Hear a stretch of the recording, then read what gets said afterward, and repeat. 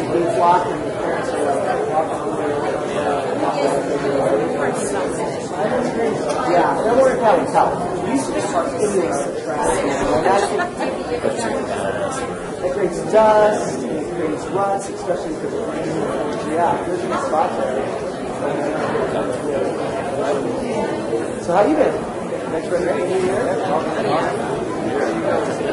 Heading back to DC next week, right? I got invited again. So that was like, wow. That's great. Let's go to some like club, collision club.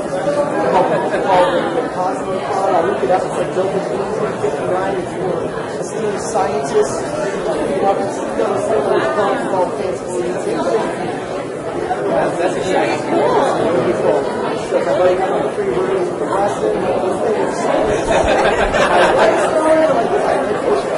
Hey, ladies and gentlemen, welcome to the first City Council meeting of 2017. I'd like to call the meeting to order and ask the City Clerk to call the roll. All council members present. Would you then please stand with me for the Pledge of Allegiance, followed by a brief moment of silence. I pledge allegiance to the flag of the United States of America and to the republic for which it stands, one nation, under God, indivisible, with liberty and justice for all.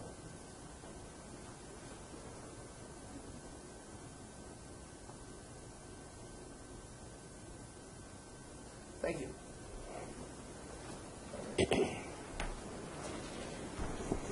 Well, welcome back, everybody. The City Clerk posted orders of adjournment of the December 13th, 2016 meeting and the agenda of the January 10th, 2017 meetings in accordance with state law and council authority, successor agency to the redevelopment agency policy. We have one presentation on today's agenda, recognition for the Mother Goose Parade, and I'd like to ask the council to join me down below.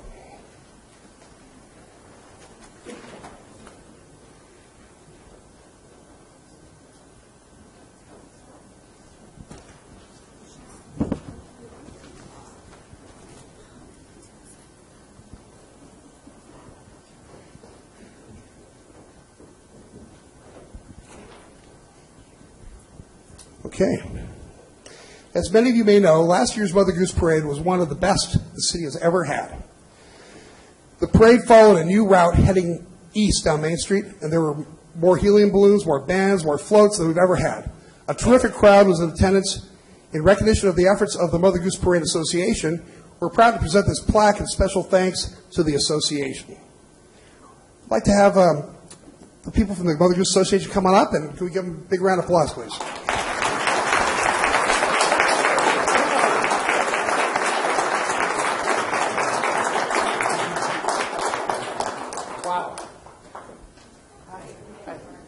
Stay here, though. Don't run away, guys. Hi. Hey, Chuck.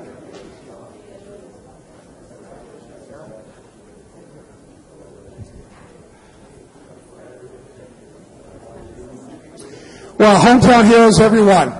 It was a great Mother Goose Parade. And I want you guys to stay here because you're all part of this. Come on in.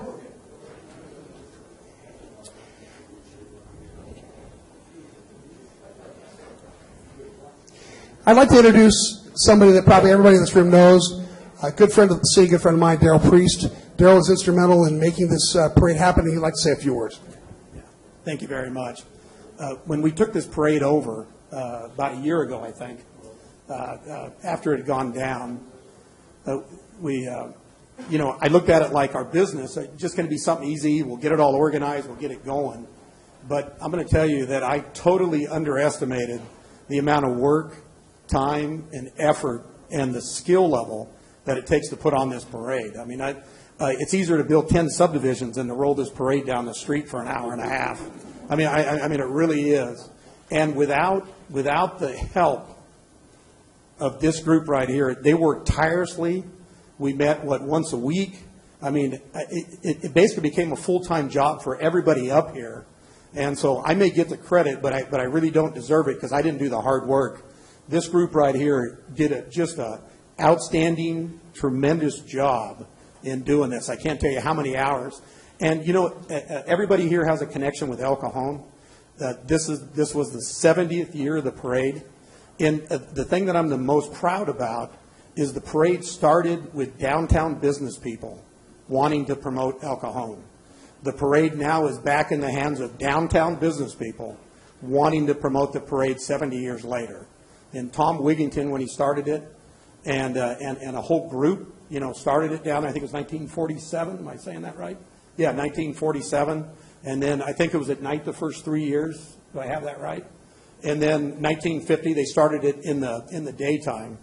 And one of the proudest things and thing that made me feel the best is after the parade was over, this year, this group dedicated itself to starting the parade on time, to shortening the parade up a little bit, because, really who our customers are in this parade is basically 10-year-old boys and girls, right? It's not adults.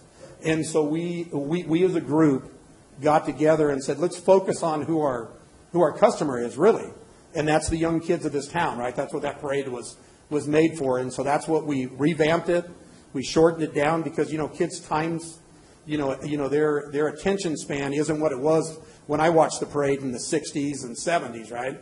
They're good for about an hour and 20 minutes, hour and 30 minutes, and then they're on their cell phone. So that's what we did. We rolled 90 floats down the parade. I think start to finish, we got the whole thing done in an hour and 40 minutes, I think. We started on time. There was no big gaps. And the thing that I was the most proud of is I actually walked behind the Santa Claus, because I thought, the parade the year before had on Johnson Street, they had probably a half a mile. They had about, 15 people maybe, 15, 20 people. We didn't want to do that. So I thought, well, let's see how far the crowd stays real thick or, real abundant. And I figured we'd hit a spot by the time I got to First Street where we'd have these giant gaps with nobody there. I found just the opposite. We had no gaps anywhere. They were on both sides of the street, and we actually turned down First Street from Main Street, which actually wasn't part of the parade route, and there was probably 800, 900, 1,000 people not even on the parade route. And so that was a thing that really made all of us proud. So again, I might get the credit, which I shouldn't, because the 99.9% of the credit should go to this group right here. I was just the figurehead in this thing. So thank you very much for letting us do this, for trusting us. We do some other things too. There's a tree lighting. Yes. Oh, yeah. Yeah. I'll let Alexis here. You want to come up? Just real quick. You want me to talk real quick? Oh, okay. The 15 of you that know me know that's not possible. So yes, it was our Holiday Lights on Main annual event as well, simultaneously happening with the parade, and we could not have done that without the help of Foothills, Waste Management. There was all of you. I mean, we were there, the first ones there and the last ones to leave. It was awesome and wonderful and great to be part of this. And, like what Darryl said, we did this for the kids and for it to come back to our downtown district, and we did it for the community. So it was so wonderful and great that we were able to light this tree. It just came down the other day, and we were sad to see it come down. We just loved to have that spirit all around downtown Macon. So thank you to the community, too, because we couldn't have done it without you guys either. We estimated over 100,000 people. Over 25,000. So it went from 11 to 7 at night, and it was great. And, that's right, November 20th will be in my heart forever and always. I think a very young, handsome young man gave me away in front of a tree, and another handsome young man married me, and this one stood next to me, and I got married in front of that Christmas tree that very day. So thank you guys so much, and from all of us, we love and appreciate our city. We are honored to be part of this city for a million trillion years to come. And we'll look back and say, boy, that day was great, and next year will be great, and the year after, and the year after. Thank you so much.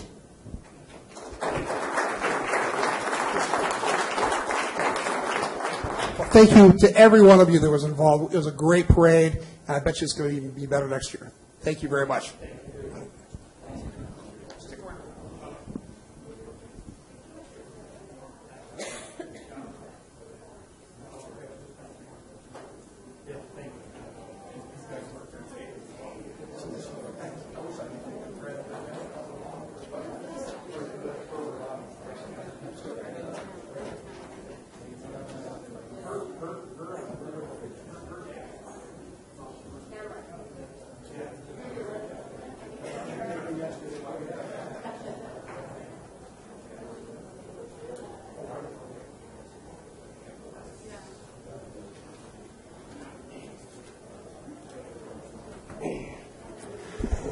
And if all of you indulge me for just a second, I know Daryl's going to be mad at me, but I'd like to just say a little bit about what he's done for the city.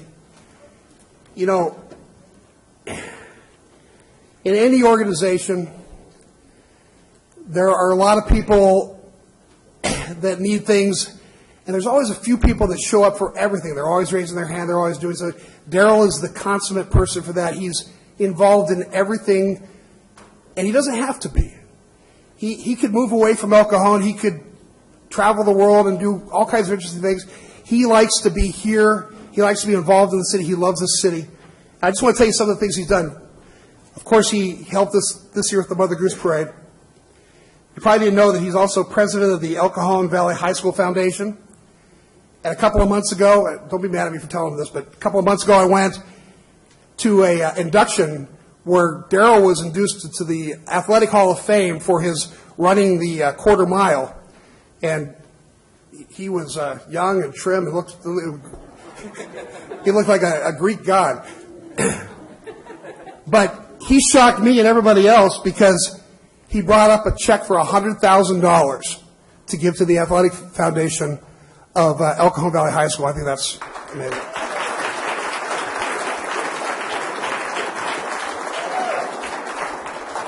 A lot of these kids don't have the opportunity to have nice uniforms or go to away games and get involved in things that are in conferences and tournaments that are out of town, and this really helps do that, and this is just way above and beyond what anybody would expect. He's also, though, been president of the El Capitan High School Foundation. On top of that, he's president of the Downtown Business Partnership, and frankly, if you're happy with the way our downtown has cleaned up and how nice it is now, which that I hear all the time, Daryl has been incredibly instrumental in every aspect of that, and he does that all for not one penny. He goes to all the meetings, he is deeply involved in everything, and he does that because he believes in service and he loves this city. But probably the most interesting thing when I was writing down my thoughts is, do you know that Daryl has donated or raised over $2 million for the youth of El Cajon? It's an amazing amount of money.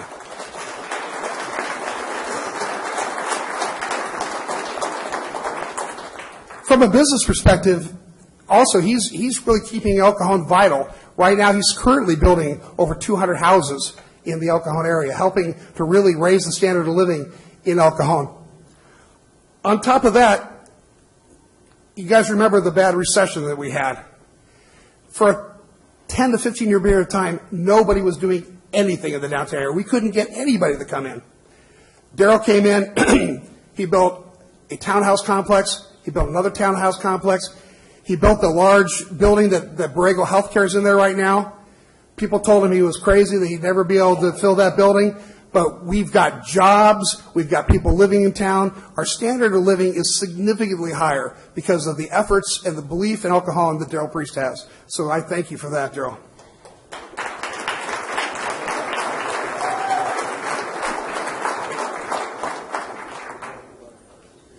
Yeah?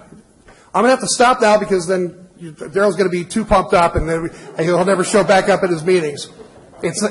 It's not over. Your work isn't done. I just thought this was a good opportunity to say something because he'll stand up there and say, "Oh, I didn't do much, and I really don't deserve the credit." But you know what? His lifetime shows differently. He really does deserve some credit. So thank you, Daryl. We applaud you and appreciate all you've done.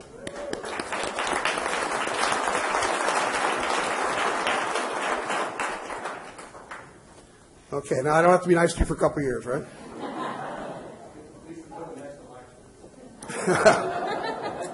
Well, that's very cynical, Daryl. Okay. All right. Now that brings us to agenda changes. Staff, do you have any agenda changes? Yes, sir. Council, are there any agenda changes? All right. That brings us to consent items. Consent items are routine matters enacted by one motion, according to the recommendation listed below. With the concurrence of the City Council, a council member or person in attendance may request discussion of a consent item at this time. Council members, do you wish to pull any consent items? Okay. Staff? No, but city clerk has one addition, I believe. Yes, we have no cards pulled for consent items. However, I want to bring your attention to a correction in the minutes for the December 13, 2016 meeting. You should have that page on your console. We added on page 276 that former Mayor Joan Shoemaker was in attendance at that meeting. So if when you make a motion, would you also approve the revised minutes? Okay. Well, then, since there was nobody that pulled consent items, I'd like to make a motion to approve the consent items and to approve the changes in the minutes as described by our city clerk. It's moved and seconded. Please vote. The motion carries by unanimous vote. All right, that brings us to public comment. At this time, any person may address a matter within the jurisdiction of the City Council, Housing Authority, successor agency to the El Cajon Redevelopment Agency that is not on the agenda. Comments relating to items on today's agenda are to be taken at the time that the item is heard. State law prohibits discussion or action on items not on the agenda. However, council, authority, and agency members may briefly respond to statements or questions. Of course, an item can be placed on a future agenda. Belinda, do we have any cards under the public comment? We do have several. Our first speaker is Stephanie Harper. Stephanie? Hello. Well, usually when I come up here, I'm talking about big issues, but this is a small issue, but maybe not so small to other people. Not too long ago, I had my unfortunate experience happen to me. I had my car towed from an apartment complex because I didn't have a permit, and, that was my fault. And I understood all the fees that I was paying for the towing and the storage and everything, but the fee that I couldn't explain was why I needed to pay $40 to the El Cajon Police Department when they were not involved in any way. They didn't make a call. They weren't involved in any way. And if they're taking this from everybody, this is piling up. This is a lot of money. So I'm wondering, where is it going? What's it for? And I don't know the answer to that question. I'm going to defer to staff. Do you have an answer for that question? I'll ask Chief to come up and respond to that. You know what? We really need to have politeness. You're going to get a chance to speak, but let's not turn this into a circus, please. Afternoon, Council. I'd have to look into this specifically, but generally there is a clerical fee that the city has set for processing impounds that our records division does through the El Cajon Police Department. Most of the paperwork does at some time go across the desk of our records division, and that clerical fee covers that expense of staffing and personnel. Okay. Thank you, Chief.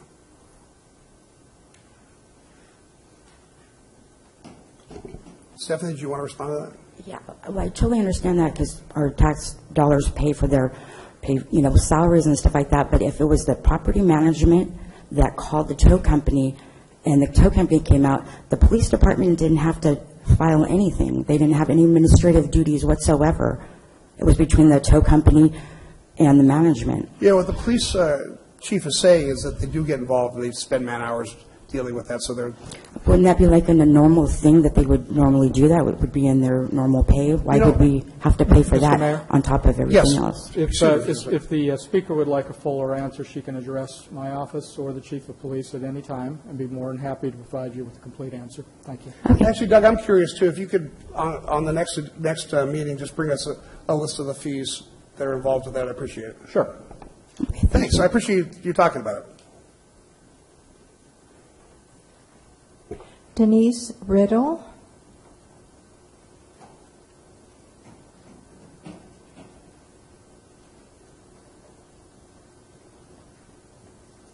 Hello, welcome. Put your pen back. Okay. Hi, I'm Denise Riddle. I'm an El Cajon resident and native. I live back in the Granite Hills area. I've lived there, my whole life, and 15 years in the home I'm in now. About 3 years ago, we started noticing a large El Cajon family that walks up and down Main Street in front of the new Walmart, over by the IHOP. They're traipsing around with 5 kids and 5 shopping carts. their luggage in it every day. The kids are not in school. The parents, at first, we felt really bad for them. We got together and friends of mine, neighbors, we've actually started a kind of a fund and went up to the family. We collected $300, brought them food, blankets, clothes, water. The dad basically just took the cash and said, I don't want any of the other items you're giving me. We only take cash and gift cards. So I offered him a job with my husband's solar company and told him that we would provide free daycare through the church that I work with, and several friends that own home daycares would volunteer to watch their kids, and him and his wife, or just one, would be able to have the opportunity to work. He said he makes more than $300 a day and off of people stopping and giving him cash, and that he refuses to work. I've called the police, I've called CPS, I've called every news station in town. Actually had Channel 10 willing to do a story on it, and then in the midst of it, they just dropped it and refused to take my calls. I want to know why they're not under the same laws that the rest of us are. That, you know, if my kids weren't in school, I would be arrested for that. And the police know about this family, CPS knows about it, they've known about them for years, and they basically said there's nothing they could do. So I want to know if that is something that we could address and answer, why this is being allowed to happen right in our city, where in the midst of where we're trying to clean up and spending money on revitalization, and it's an eyesore. Every single day for 3 years, his family's been up and down, traipsing their kids about with puppy eyes, getting cash donations. What you're describing is one of the most frustrating things about dealing with homeless issues. Homeless people oftentimes are homeless because they're choosing a lifestyle, and that's one of the reasons we've invested so much time and effort in the East County Transitional Living Center. I would suggest that you ask them to at least try what ECTC has to offer. As far as CPS, I can't speak for them. I know that we'll do everything we legally can, but our hands are tied to some degree because the laws of California are very protective of homeless rights. So it is a complicated issue, but I guarantee you that you have our attention, and I've had 2 public town hall meetings about this in the last couple of months. So you are aware of the situation? Oh, yeah. And the I'm not aware of the family you're talking about, but this is a pervasive problem, not just in our city, but throughout every city in America right now, especially California. So if you would like to leave your name and number, we could sit and have coffee sometime and talk about it, but it's certainly, I can guarantee you that every council member on this dais right now, that's either the top problem or the second top problem. It's a big problem for everybody right now. Okay. And Bob, you had a question? Yeah, a few years ago, we were talking about having the police pick up the shopping carts from homeless people. I don't know if that's something that we could do, but another thing we could do is we could maybe, we were talking about also having the people that have shopping carts make sure that their wheels are locked so they don't leave their parking lot. And that might be something that we might want to consider in the future, because this is a problem, and it isn't just these 5 people. You see them all over town. They have had their shopping carts taken away, and they'll just wheel their luggage up and down the streets. They don't. It's the fact that the kids are out there without school, without food, without shelter. And, you know, I'm sure they have shelter at night. They pay for a seedy hotel, but it's the fact that they're allowed to break the laws, and these kids are having no education. They're just going to grow up and be on the streets doing the same thing their father's doing now. And it's against the law. You have to have your children in school in every state in America. How about Child Protective Services? I've called them several times. Mr. Mayor, again, I've heard the information, heard the details, the locations. Let me have an opportunity to talk to our police department. We, no doubt, probably have some experience with these individuals, and I'll get back to council about that. Sure. Councilmember Colosio, you had a question. I didn't want to cut you off. I want to thank you first for all your efforts towards that particular family, and I'm sure you've done this before. Item number 9.3, we're going to talk about just that, talking about the homeless problem that we have here. And obviously, we need something more comprehensive for the city. That was one of the reasons why I was elected, was to think of outside-of-the-box reasons for how we can tackle the homeless issue. And we would obviously want your input and your experiences in dealing with either that particular incident or other incidences, because it's going to take everybody, a meeting of the minds between us and the community, and we can come up with something proactive and something maybe in some ways aggressive, but we need to handle that because this is our city and everybody's affected by it. I want to thank you again, and I think that item number 9.3 will address some things along those lines that you are hoping to see out of the city, and obviously it's going to, in the next few months, you're going to see more things happening. I'm sure we have a great city manager and city attorney. We're going to all, and city council, we're all going to put our heads together and come up with a viable solution. Okay. Thank you. I would like to be involved in that too, with my suggestions and help with neighbors that can provide daycare and services. Thank you for your time. Marie Little.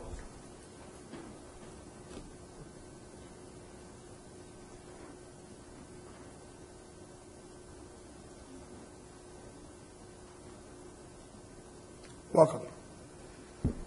Hi, Mr. Mayor, ladies and gentlemen, people of El Cajon.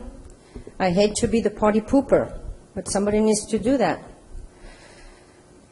Almost 4 months ago, Mr. Alongo was killed by El Cajon Police Department. Today, the District Attorney's Office announced that no charge will be brought against sexual predator Officer Dick Gonsalves. We are very upset. The community is very upset. I'm sure you're going to hear from us in the next couple of days. We have been getting smarter. We don't rally in the street. We get organized. And the way we get organized is we ask questions, and we want to make you, and the El Cajon PD accountable for your action. So, you're going to see me and you're going to see us every meeting. You have seen us before. I wanted to touch a subject that was addressed at last meeting. You all voted for a $1,000 one-time bonus for all the city employees. Correct, Mr. Mayor? That is correct. Okay, I suppose this money comes from my taxpayer, right? So I'm going to ask and request a comprehensive and detailed breakdown who, not name, but organization, who is getting this money. I also wanted to ask you, Mr. Mayor, and council member, if yourself, you were part of it and you got a $1,000 bonus, if you can answer that question. Yes, I can answer that question. We did not. Okay. So that was a little weird to me. We have so many problems in El Cajon. We have homeless problem. The Alongo Village spent a couple of days feeding all the homeless. We went, brought them food, clothes, and we want that some of this money, instead of distributing this money to people that don't really need it, it's a bonus for what? Mr. Mayor, when I go to some of those offices, people are rude. They're on their phone. They don't do their job. So if you have a program that want to reward people that work in the El Cajon because they go above or beyond, I'm okay with that. But if you want to give $1,000 without even asking us, we pay the $1,000. What should this money be used for? I don't agree. And there's so many things we need in El Cajon. We need treatment facility. We have mental issue. We have drug problem. That's why some of those people get killed, because they are mentally sick. And the El Cajon PD is not properly trained to respond to that. We've seen it not long ago. Mr. Alongo was killed. Another man was injured. Ma'am, I'm sorry, your time is up. Oh, no. This lady spoke for 5.5 minutes, so I don't know why you would discriminate against me. Ma'am, I'm sorry, your time is up. You need to step away from the microphone. Thank you. We are just going to watch you and the El Cajon Police Department. We citizens are going to do that. Thank you. Humbert Cabrera.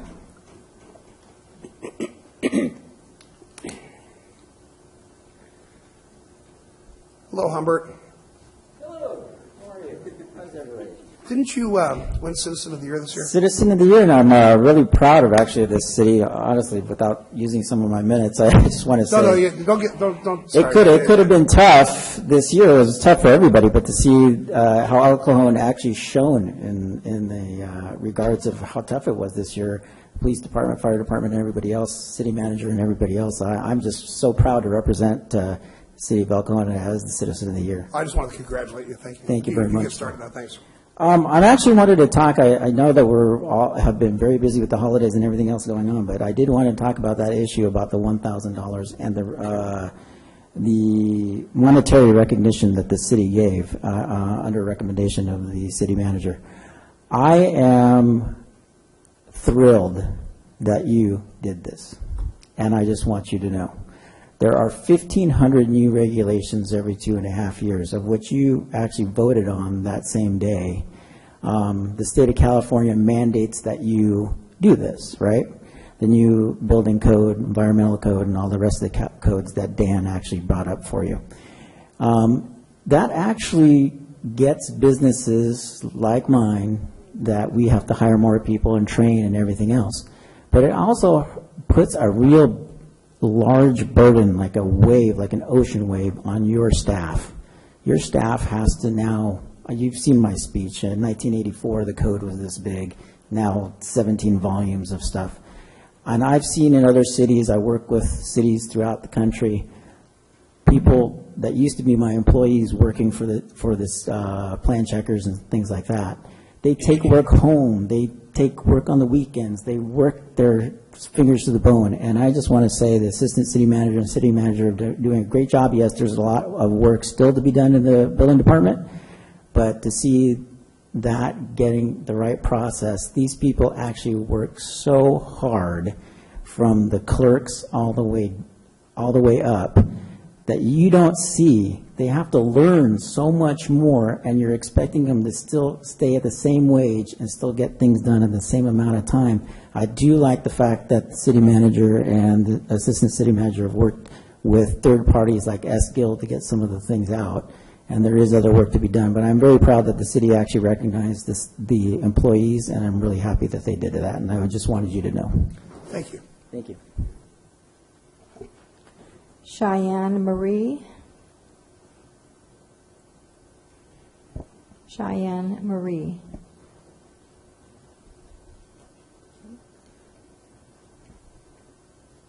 I have no further cards for public comment. Okay. That brings us then to written communications, of which there are none. This brings us to public hearings. Item 3.1 is on substandard abatement at 704 El Monte Road. Staff, would you please tell us about this item? I will, sir. I'm going to ask our Chief Building Official, Dan Paval, to come up to the microphone and give you a staff presentation. Hi, Dan. Hello, Welcome. Mayor Wells. Thank you, City Council. Well, you've seen my report, and I do have a PowerPoint presentation for you. Basically, what happened in this case was that the police department got a call because of animal neglect. And once they had been inside the dwelling, they called and made a referral to us. This took place on December 1st. The police department did observe some what we consider to be dangerous health hazards, especially health hazards related to unsanitary living conditions within the dwelling. That caused them to make a referral to my division. Animal Control and the Humane Society would later remove 78 dogs from the dwelling and relocate them to this Humane Society facility in San Diego. Approximately 50 of the animals have now been adopted. The remaining are still in the care of the Humane Society. The Building and Fire Safety Division posted a notice to vacate in the dwelling unit due to the unsanitary living conditions. Animal feces and urine were littered throughout the house. The tenant voluntarily relocated to another location. To be honest with you, he knew that this was coming. He wasn't surprised that we were there, and he knew that we were going to take action. The owner of the property was contacted and took responsible possession of the property. Boring the structure was determined not to be necessary at that point, as the owner stated he would begin cleanup of the property the following day. Dwelling has now been stripped down to the bare stud framing and is awaiting complete renovation by the property owner. These next slides include some pictures. You might find them shocking, so just a fair warning to you.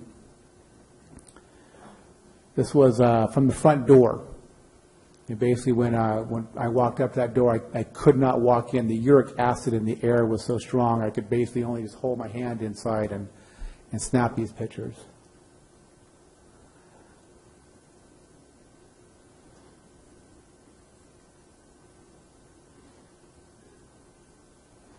So this was the condition of the house when we arrived. Just for your background, for your historical context, it's the standards of sanitation that we know today did not always exist. Most people would not know it, but there was a time in history when we had plagues, pandemics, when millions of people died. But luckily we live now in a world where this doesn't take place, and it's because of the standards that we have for sanitation.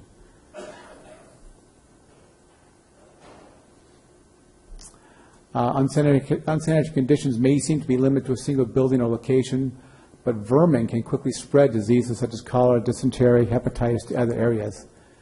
In this way, the minimum standards of sanitation are essential to us all and help protect the continued public health and safety of all citizens. And that's really what this is about, is the public health. That is our number one concern always. It's not just what one person does is not just limited to where their dwelling is, but what they do affects everyone around them. Of course, one of the primary functions of the Building and Fire Safety Division is protection of the public health and welfare through implementation of the various state, federal, and local codes relating to basic sanitation and building safety. The Oklahoma Municipal Code and the State Housing Code provide tools to reach compliance in subset abatement cases, which may include civil penalties, summary abatement, correction notices, legal action, and there are another handful of tools that are not listed here. In all cases, we strive to maintain the dignity and respect of those involved, while staying true to the primary goals of protecting the community at large. Where possible, we make referrals, try to help with located resources, and provide information to help those who need assistance.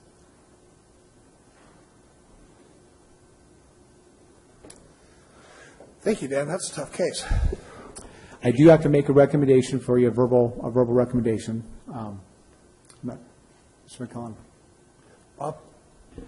Yes, Dan, did this individual that was living in the house with all the dogs, did he stay in the city or did he move outside of the city limits? He moved outside of the city limits. Okay, so we won't have the same problem again in the city of El Cajon because not with that gentleman. He may start all over again. We don't know. Yeah. Sometimes people just don't know what's right and what's wrong and how they live. So, yeah. Thank you.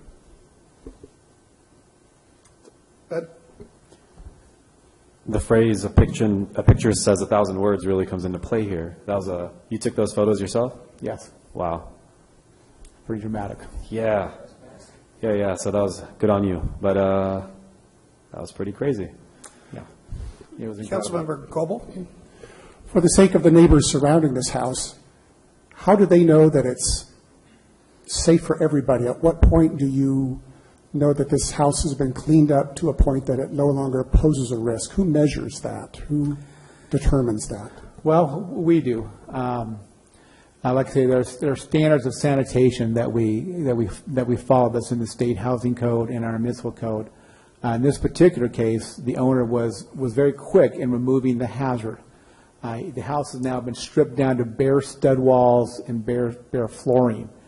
I think he's actually put kills down to take away some of the odor, but the immediate hazard is gone. The unsanitary living conditions are gone. So that's part of my recommendation, is to say that I'm not going to recommend that we do civil penalties in this case, because the notice to vacate that we posted and the removal of the unsanitary conditions has taken place. So there is no immediate life safety or health hazard out there now. It's open framing. He's going to be doing renovation work, which will complete renovation of the house, which is not done yet, but the immediate health safety is removed.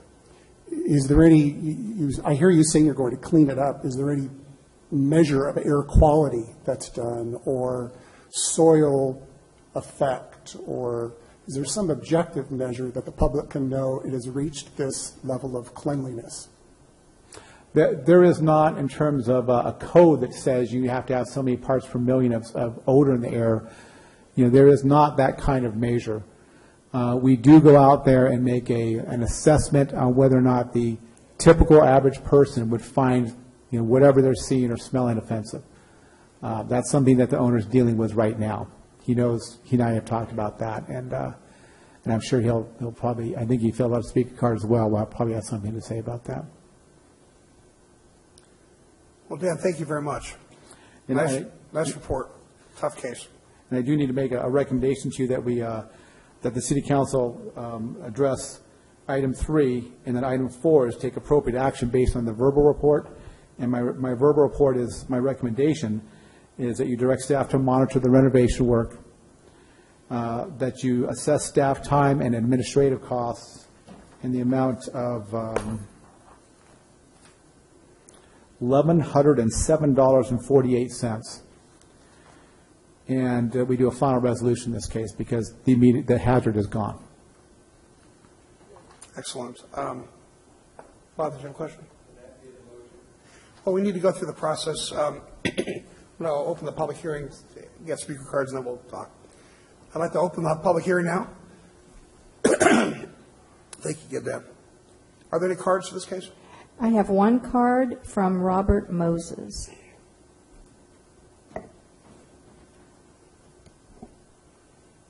Hi, Mr. Moses. Welcome.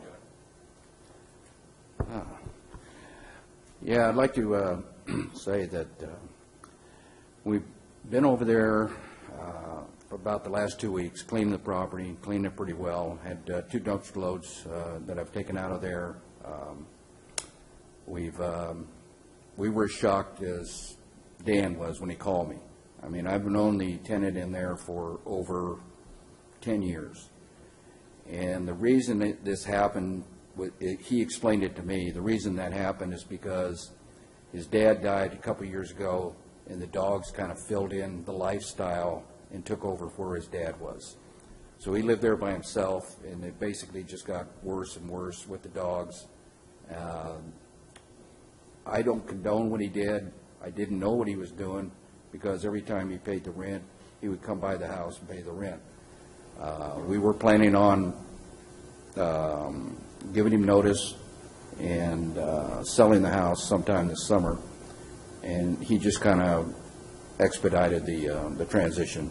So we're in the process of making sure that it's clean, making sure the proper standards are taken care of the house, and making sure that, that everything we're doing now is to city codes. We're getting permits for the items that are needed, and the items that we're putting back in the house is going to be a complete, total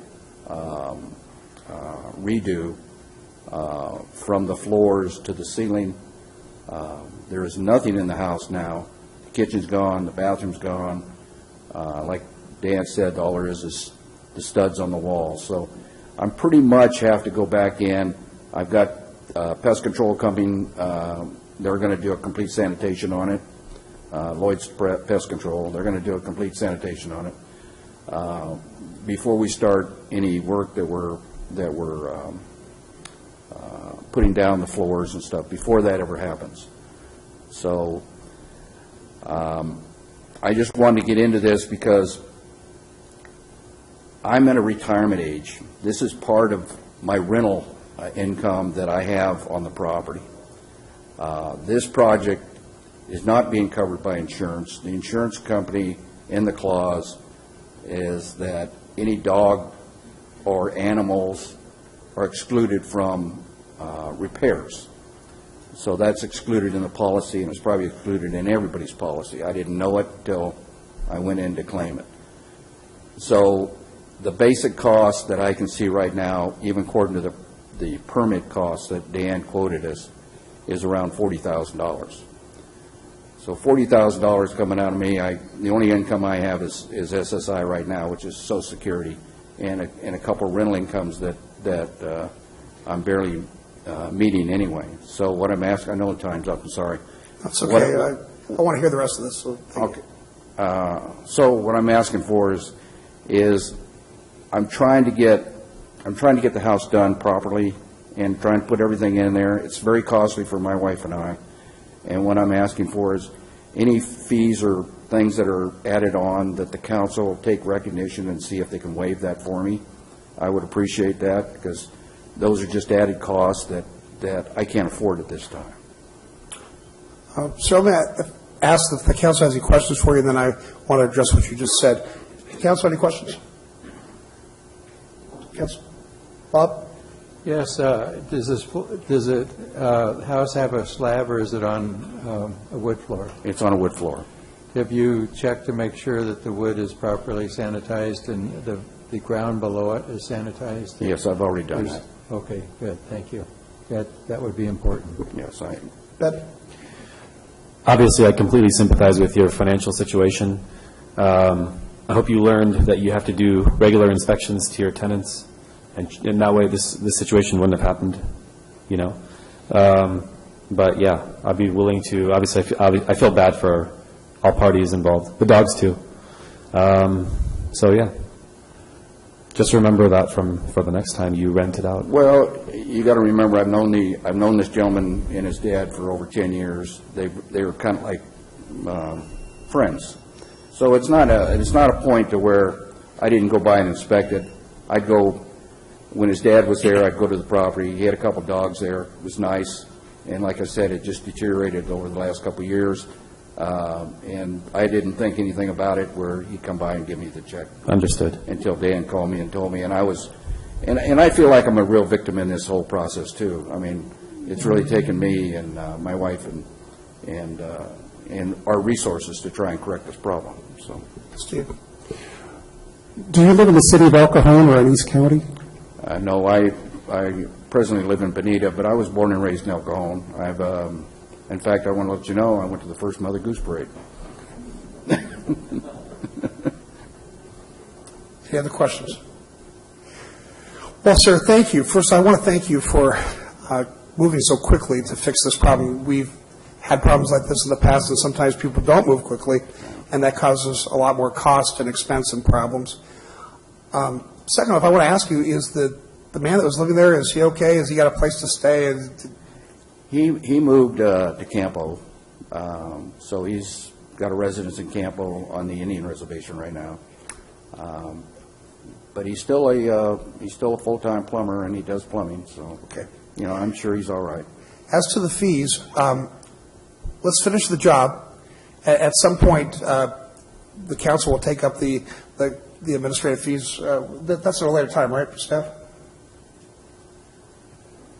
Yeah, Mr. Moses will get notice from Mr. Pavao about when the next hearing is going to be conducted. But yeah, it sounds like Mr. Pavao's recommendation is to sort of assess this at a later date to kind of watch and see what happens with the property. You know, our general practice is to not make any promises until we see that everything's done. But you'll be noticed when the council is going to make the decision about the fees.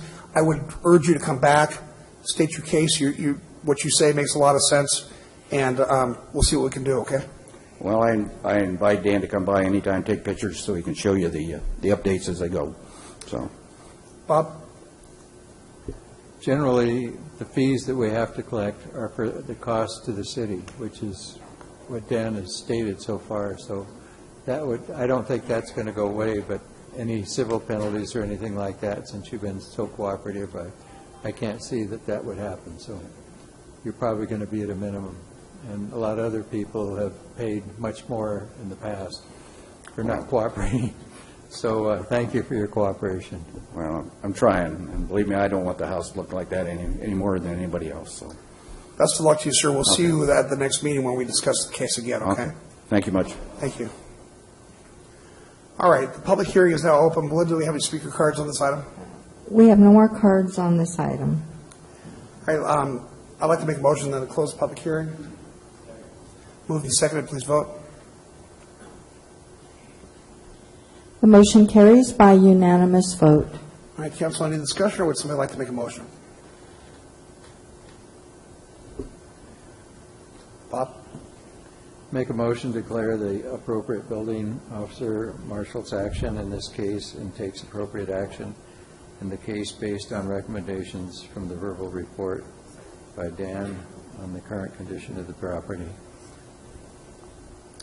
Is there a second? Second. Just for clarification, that recommendation was kind of open-ended, that you've adopted the second half of that, and I think what Mr. Bavau is allowing the council to do is to set this off at a later date, that you can review this, or allow him to bring it back, since there's no civil penalties at this time, since you haven't approved civil penalties. So maybe you want to have a date. What would the time frame be? How much time do you think, Dan? 30 days, he said. So then from the first meeting. That was part of my motion. Okay, first meeting in February, we'll be back. Thank you. All right, Council, are we clear? Do we need to restate the motion? Oh, we're clear.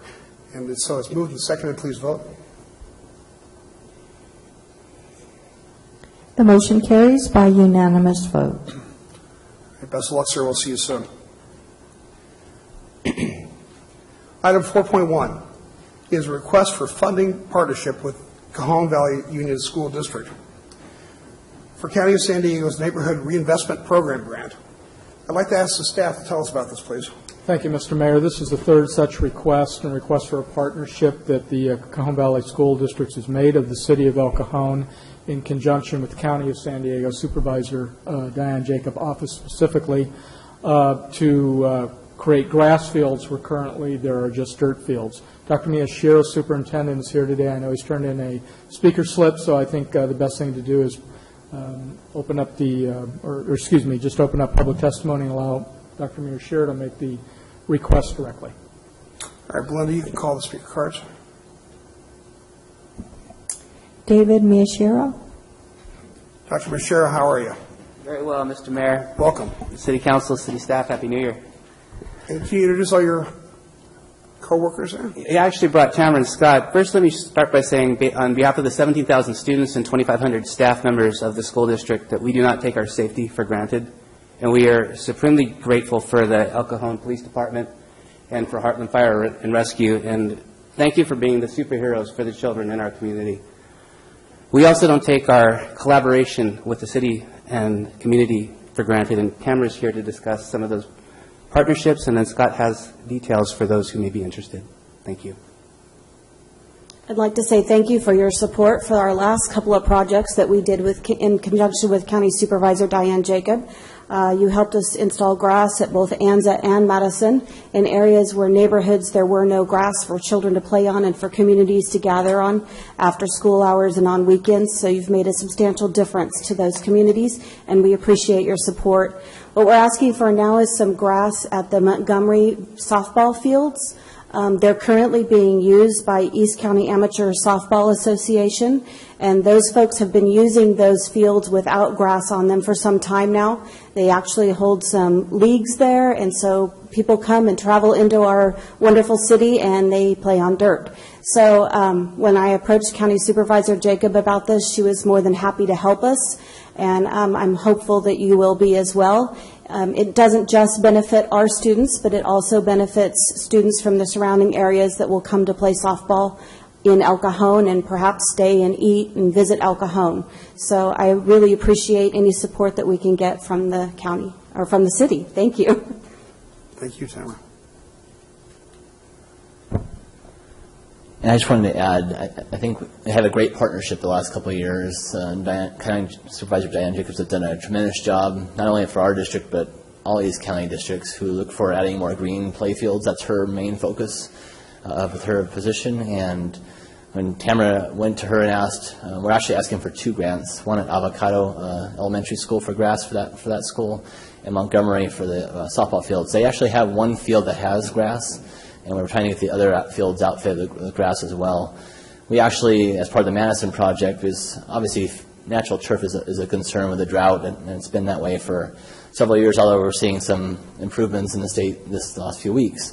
Is the watering situation, and as part of Madison's project, and also with this project, we installed an irrigation well that provides the irrigation to these future fields as well as to Madison's fields. So that's something that the high school district kind of started in our boundaries, and we've kind of emulated that process as well, trying to conserve water where we can and provide a resource. We are providing the maintenance on those fields right now, and would be willing to continue that process with the grass fields being on all 4 fields. It's been a great partnership over the years for the Softball Association. Our students get to use the fields, but also the community is also a big player. And when we come to the city asking for these contributions, it's really trying to get more use of recreational beyond our school time. We've got unlimited needs by the Soccer Association, the softball, and field space is at a premium. And I think our partnership with our city has been tremendous over the years. You actually allocate all the field space, which makes our jobs easier, trying to handle some of the politics that goes behind the scenes with our community groups. But I think by us providing more soft grass fields has really made a big difference. When we built Lexington recently, we added a well there as well as grass as part of that project. And this is really the last school in Avocado that lacking green space for our students and our communities. So we welcome any questions you have, as well as hopeful commitment again. Let me see if there's any questions. Council? Bob? Yes, I commend you for having a well, but from what I read over the past few years, the groundwater, it keeps dropping lower and lower, so the well may not be forever, and I just hope you have it in your budget that when you need to buy water, that you'll be able to put it in your budget and make sure that the grass stays green, because and I commend you for doing it for the kids, because they're the future generation of this nation, and they're the leaders of tomorrow. They'll be taking our places someday, and hopefully the values that they grow up with from playing sports and things like that, and in a nice environment, that'll make good leaders and good citizens out of them. So thank you for doing that, and they won't be running around in the streets and gangs and things like that. So sports are a great thing for kids. Thank you. Councilmember Goebel. What can you tell us about the usage, the demand, the scheduling of all the fields? Are they used every Saturday, or what kind of demand for new grass is there? What can you tell us about usage, scheduling? Yeah, I'm not an expert on that, since I said the city department helps allocate those out, but I just know that there is definitely a demand at all of our sites. There is some sites obviously are probably more preferred than others, but Tuttle Park, Cajon Valley Middle School's park, those are all, we have great relationships with the city. You know, we pay for the water, you guys provide the maintenance in those fields, and they're top notch. These are kind of not the main middle schools, so we have less grass fields available at the elementary schools. But every one we put in is definitely being used by mostly, I'd say predominantly soccer associations coming in and using those. I don't know the usage on a weekend-to-weekend basis, but I do know for the softball fields, which we're talking about now, just trying to find the construction time to fit in this schedule is challenging. They have back-to-back leagues that take place, so just trying to find some time when those fields aren't being used is difficult. So we've already kind of discussed that schedule, how that would work. But I think our community has done a great job of embracing our youth leagues, and all of our fields have been tremendously used. I just don't know the frequency as far as every weekend, or obviously there's seasons there. But now with club soccer being such a popular sport, I know when I played, club was not nearly as big. It was AYSO, and we had our league time, and then you went into baseball. But now with club sports, it's pretty much year-round for most, either baseball or soccer, where the fields are generally used. Councilmember Goebel, we've done a couple of these, and I just wanted to assure you that one of the reasons we've been attracted to this kind of concept is that it's not just the kids at the school, it's the kids that play, neighborhood kids play after school, it's the baseball teams, the soccer teams, the whole community uses this. Gary. There are a lot of kids that live in apartments on the valley floor that just don't have access to grass. Mm-hmm. And it's been my observation that when kids are involved in sports, a lot of times they're too tired at the end of the day to get in any trouble. And if we have a field that's covered with grass, it's much more pleasant than just covered with decomposed granite. Growing up in Santee, I remember being out there in the ball field that didn't have grass, and I spent a lot of time digging decomposed granite out of my palms and my hands and my knees. So I think this is money well spent. Any other questions? Well, thank you all for coming. Thanks for the great work you do in the district. All right, is there any further discussion from council, or would someone like to make a motion? Excuse me, Mr. Mayor. We do have one additional speaker. Oh, I'm sorry. Edgar Moscoso. Hi, sorry, I almost cut you out of there. It's all right. Hello, Council. I just want to say thank you for allowing me to speak here today, and a big thank you to the school district staff as well. My name is Edgar Moscoso. I'm the president of the East County Amateur Softball Association that plays on Montgomery Middle School. I can answer your questions on the usage as well. A little bit of background on our league. We've been in El Cajon pushing 25 years. We've had softball seasons that go through from the spring. We have a summer season of all-stars where the best of the best form, one team per age division, and they go and compete around the county in different tournaments. And then we also have a fall league where after the summer things wind down, a lot of kids move to a new division. They'll play in our fall league, which is very more developmental, again, all on dirt fields. We call our East County fields the Dust Bowl because it gets pretty bad once all games start kicking off. You'll see big, levels of dirt on your car once you go into the parking lot.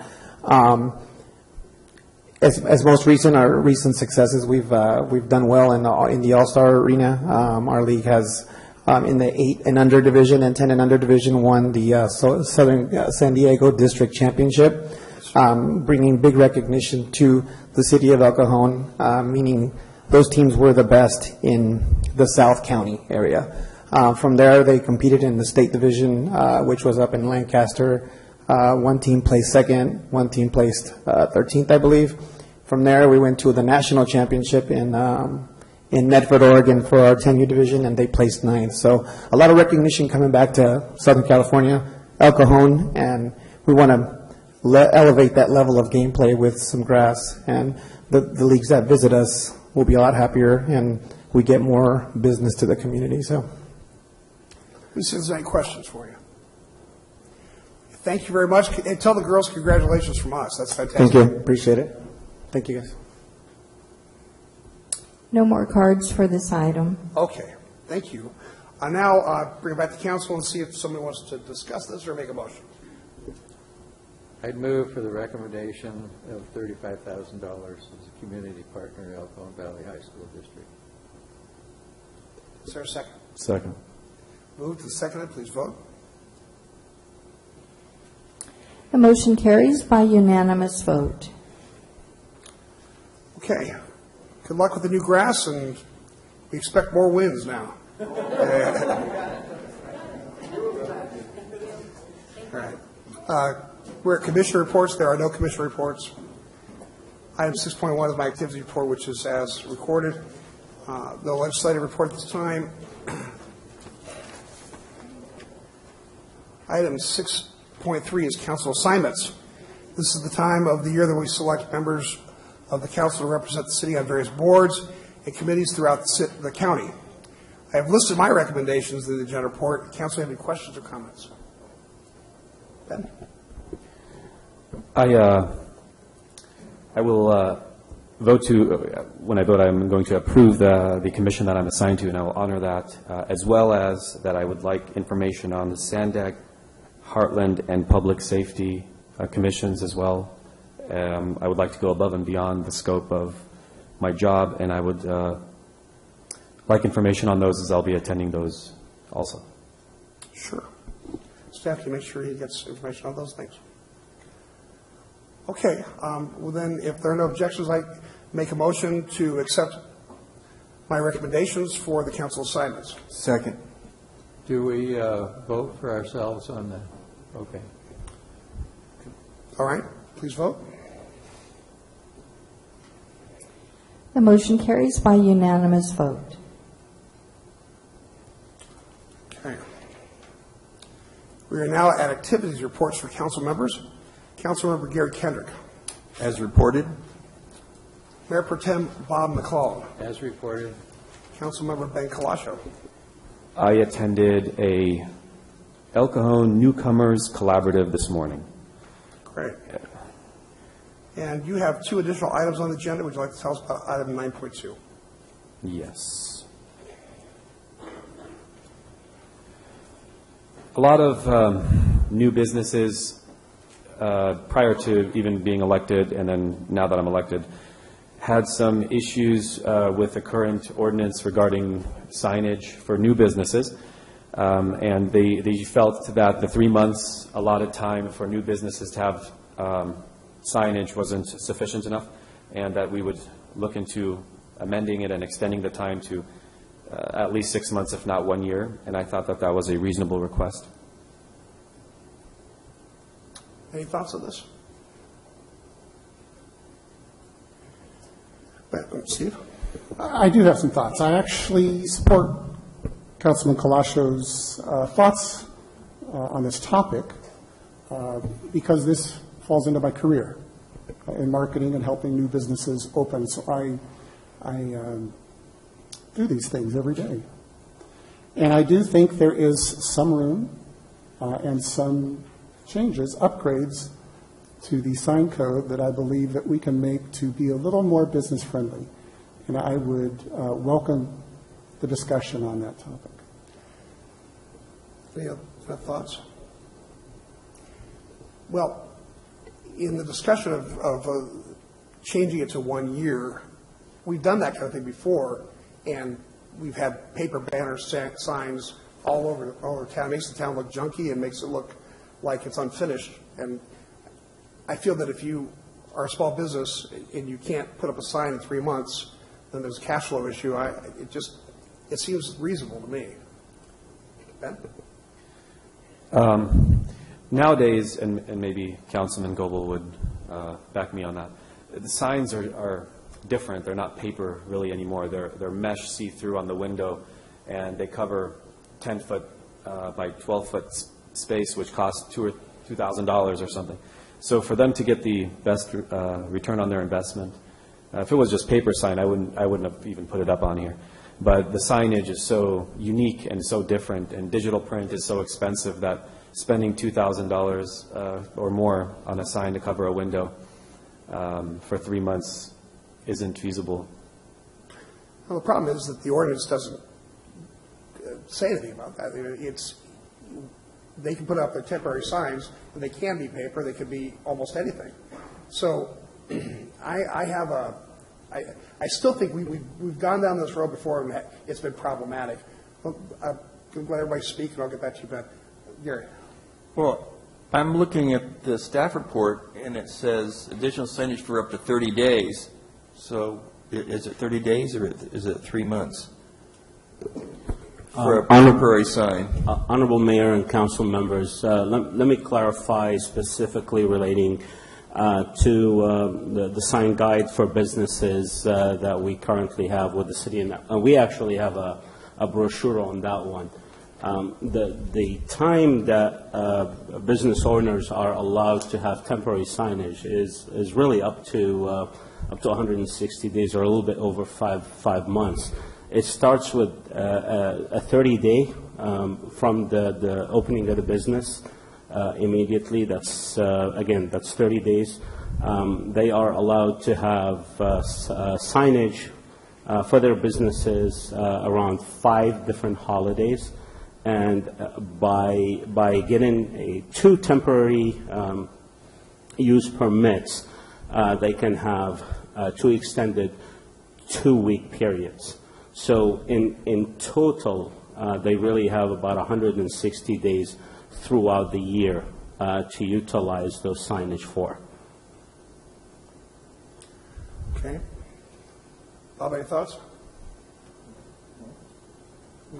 We've looked at this in the past, and it's always come back to the thing that too many signs don't make the city ecologically visible or beautiful, and it causes a lot of problems. And I know that 50 years ago or 40 years ago, this city put in a very strict sign ordinance, and I remember we had signs up and down all over the place, and it was really a mess. And it's taken us a long time to get this under control, and I think that, I don't know if this 180 days for new business would be continuous, but, or would it just be off and on type period? To be clear, what Madge is saying, for new businesses, it's 30 days, as staff report says. What he was adding to is in a different part of the sign code, there's additional allotment of signage surrounding national holidays, like Christmas and Thanksgiving, 4th of July, things like that. Right. Well, that wouldn't be, it wouldn't say new business then, or anything like that. That would only No, be those are for all 30 days. businesses at all time. That doesn't have anything to do with the new business. Yeah. When your 30 days is up, do you have the ability to ask for an extension? You have the ability to ask for 2 more extensions of 2 weeks each. That seems reasonable to me. Ben, then Gary, and then Steve, did you still have a question? Okay. That order. So, when a business opens up in January, after Christmas and all that stuff, they have 30 days to have a sign, right? Stickers or banners. Okay. Then they can apply for 2 more weeks, so another month, so 60 days. Correct? Theoretically, yes, they could. After that, there's nothing. They have to wait until Thanksgiving happens? No. There's actually 4 specific holidays they could apply and extend it beyond the holidays, before the holidays and beyond the holidays, and that would be around the Valentine's Day, President's Day holiday, around the Mother's Day, around the Independence Day, and around Labor Day. And that's for an extended period of time. Could be a week and a half, could be 2 weeks around that time. So that's an added activity that they could utilize. I guess the verbiage or the signage that I was referring to mainly were the mesh, am I saying this right? That mesh see-through window stickers. It would be impossible to take off and put back on. So I guess I completely agree. We don't want a plethora of signs everywhere, but the new signage and the new digital print age is very attractive. I mean, you look at these skyscrapers and stuff, and they have them on there. But I understand what you're saying. So the bottom line is it's 30 days plus another 60 days that they could apply for that, and then they can put them on again in different holidays, but they wouldn't spend another $2,000 on a sign, because once you peel off a sticker, it's a no-go. That's correct, and let me again clarify that. For new businesses is the 30 days plus 2 2-week periods. Right, so another month. For existing businesses, they can still utilize the 2 2-week periods plus the other holidays. Understood? Gary, then Steve.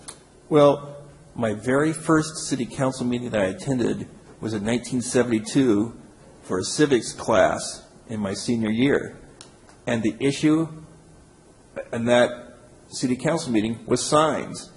And I remember a lot about it because I had to write a big paper on it.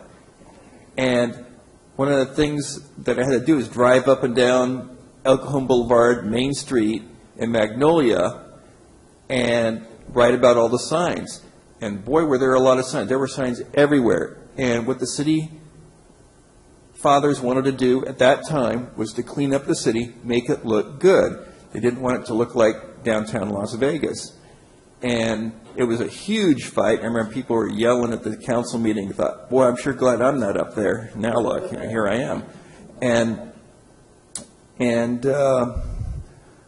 they decided at that time to take the city in a certain direction. And especially over the last 15 years, the council has really tried hard to rebrand this city.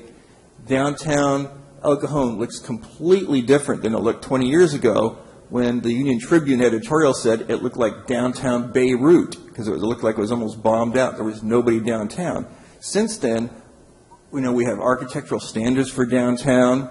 We have really cleaned up the area. We have an incredible revitalization in this city.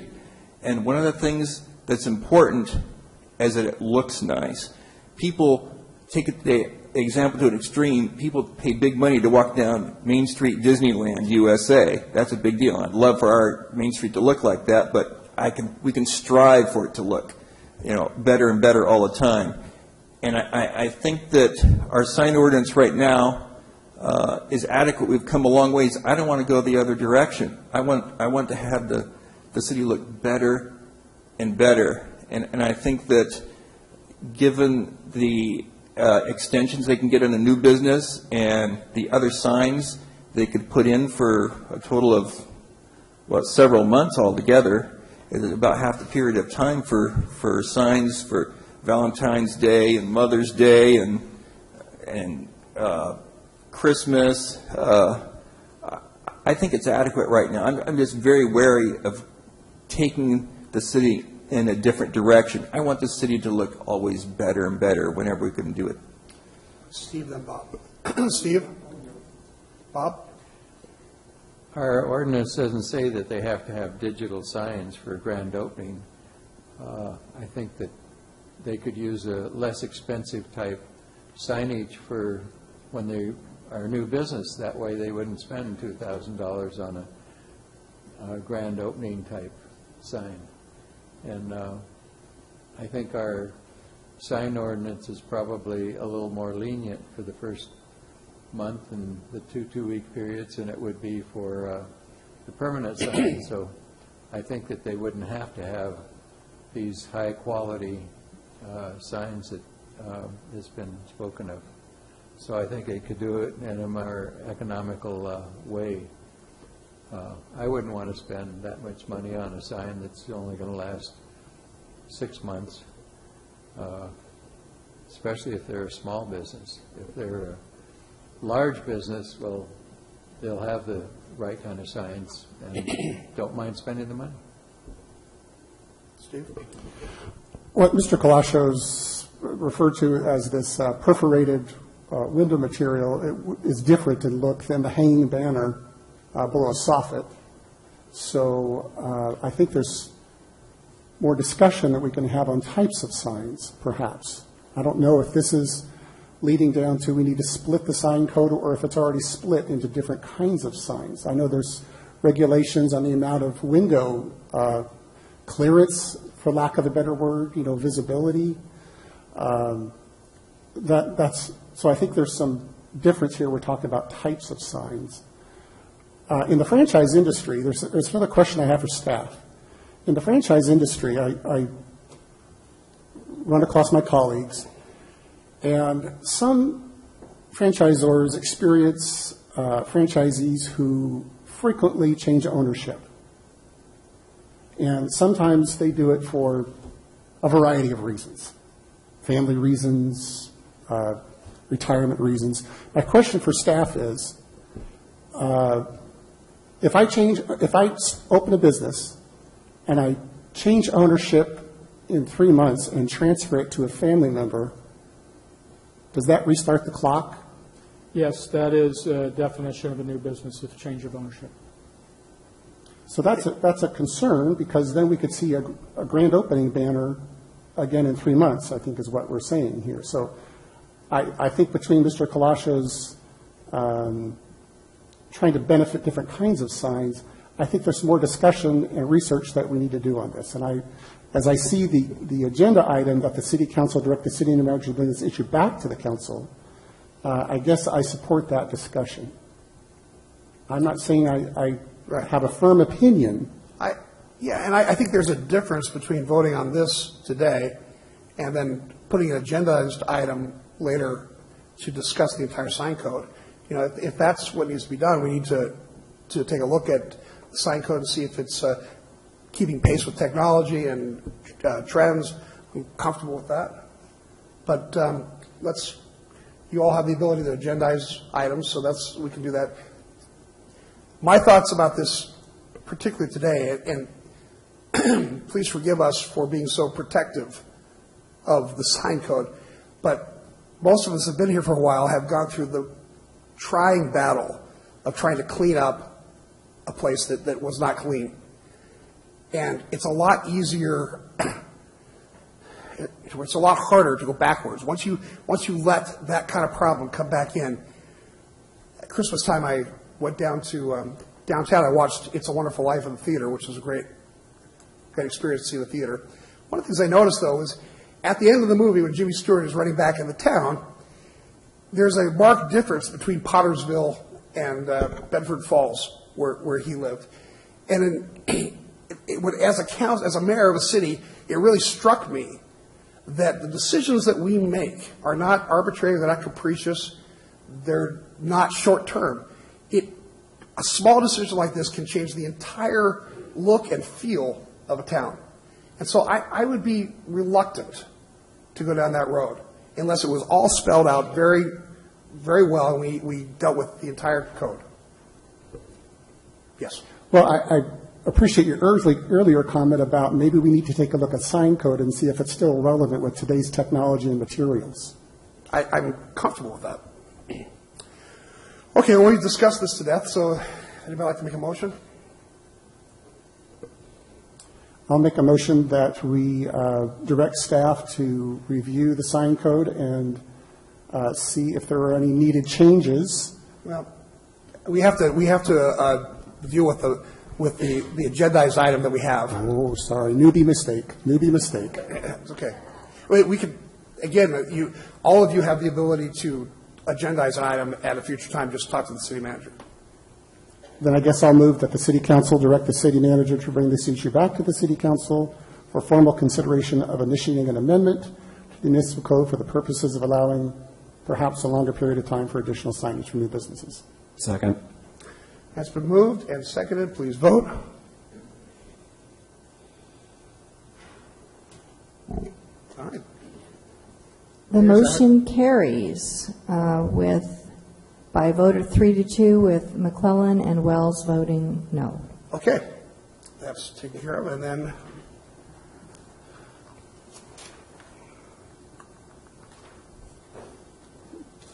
go to the next one. That brings us to item 9.3. Item 9.3 is consideration of a comprehensive city homeless program. Ben, would you please tell us about this item? We'll be here for 3 hours. Let me give you a synopsis, I guess. Or basically, just like everybody here, we want to beautify El Cajon as much as possible, right? And we want to try to be as proactive in dealing with the homeless issue.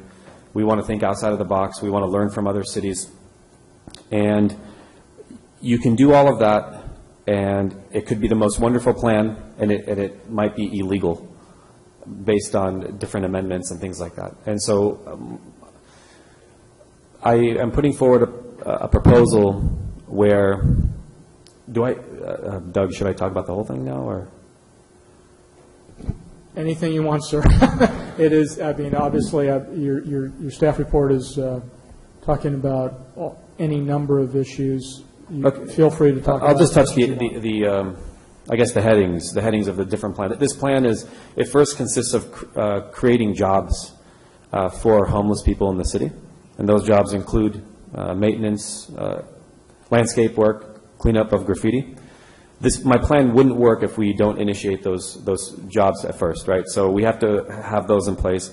Secondly, it involves confiscating shopping carts because the shopping carts are stolen. And obviously, if we are known as the city where we don't tolerate that kind of things, but we also can provide jobs for you. So we're not just going in there and being aggressive and saying you can't have the shopping cart, which is also true, though. But we're also providing jobs for them. And we can work with some of the liquor store retailers, because obviously there is a certain type of alcohol that is favored by the homeless community. We can talk them into maybe entering into a voluntary program where they, instead of selling them King Cobra, they can sell them water or what, things like that to elevate the quality of life for everybody. So that's that's in a nutshell. That's the plan. Obviously, there's a lot more dynamic to it. There's a dynamic there of how we can implement this thing. Obviously, it's going to require a partnership with the police department, because they're going to be actually taking the carts. And my plan was that we sort of chain the carts to any city poles that we have. That way Public Works can go there and pick them up. I know there's a similar plan right now that the chief was telling us about, but the time when police confiscate a cart to the time the cart gets picked up, there's a void there, a time difference where the homeless person can just walk off with the cart again. So my plan would be more immediate. But again, this plan wouldn't work unless we get those jobs for the homeless people who are willing, able, and ready to work. But I'm not naive to the facts. I know that there's a large number of them that don't want to work. But if there's an opportunity to help those that want to, then I'm there. And I understand the different health issues and mental issues with the community, but I have a feeling that if we implement it aggressively and we are sympathetic to the ones who want to help themselves, I think that we can get a lot of things accomplished. That is in a nutshell the plan, but to get into detail about it, see me after the council meeting. When I first got on the council, I asked our city manager why we couldn't have these people that were homeless, which we didn't have near the numbers that we do now. Can't put them to work and do that, but as was stated earlier by the speaker, they don't want to work. They want to be out there, and they make more than $300 a day with their 5 kids standing out there with them, and that's more than what they can make working. So I think that's a problem. Taking the carts away, I would go along with that. However, they just go get another one. So unless we can corral the carts on the property where they become available, that would help. But we don't have that type of situation. I know that I think I've been out to the 99-cent store in El Cajon, East Main, and I think their carts do lock up, or I've been somewhere where they've locked up elsewhere. So sometimes you try and bring one in that you're going to use and help them out a little bit, and the cart won't move. So that's a good avenue for them to pursue. Maybe we could talk to the store owners and convince them in some way with some kind of an ordinance that they need to have these locking carts or put the locks on their carts. There's probably ways to do that on the existing inventory, and that would be a help. So they just wouldn't be able to roll them all over the city. So there's a lot of different things that could be done, but I know that probably a good portion of the homeless we've already approached by our police department, and they say they just don't want to do anything. They just want to be homeless and don't want to work, and that's a problem. I would imagine about 90% of them. So maybe the chief could elaborate on that. I don't know. Jerry? When I first got on the council about 15 years ago, one of the things I wanted to do was have an ordinance that would regulate the shopping carts taken off the property. And I was told at the time that we were preempted by state law. So I have a question for Morgan. Are we still preempted by state law from passing any more stringent shopping cart ordinances?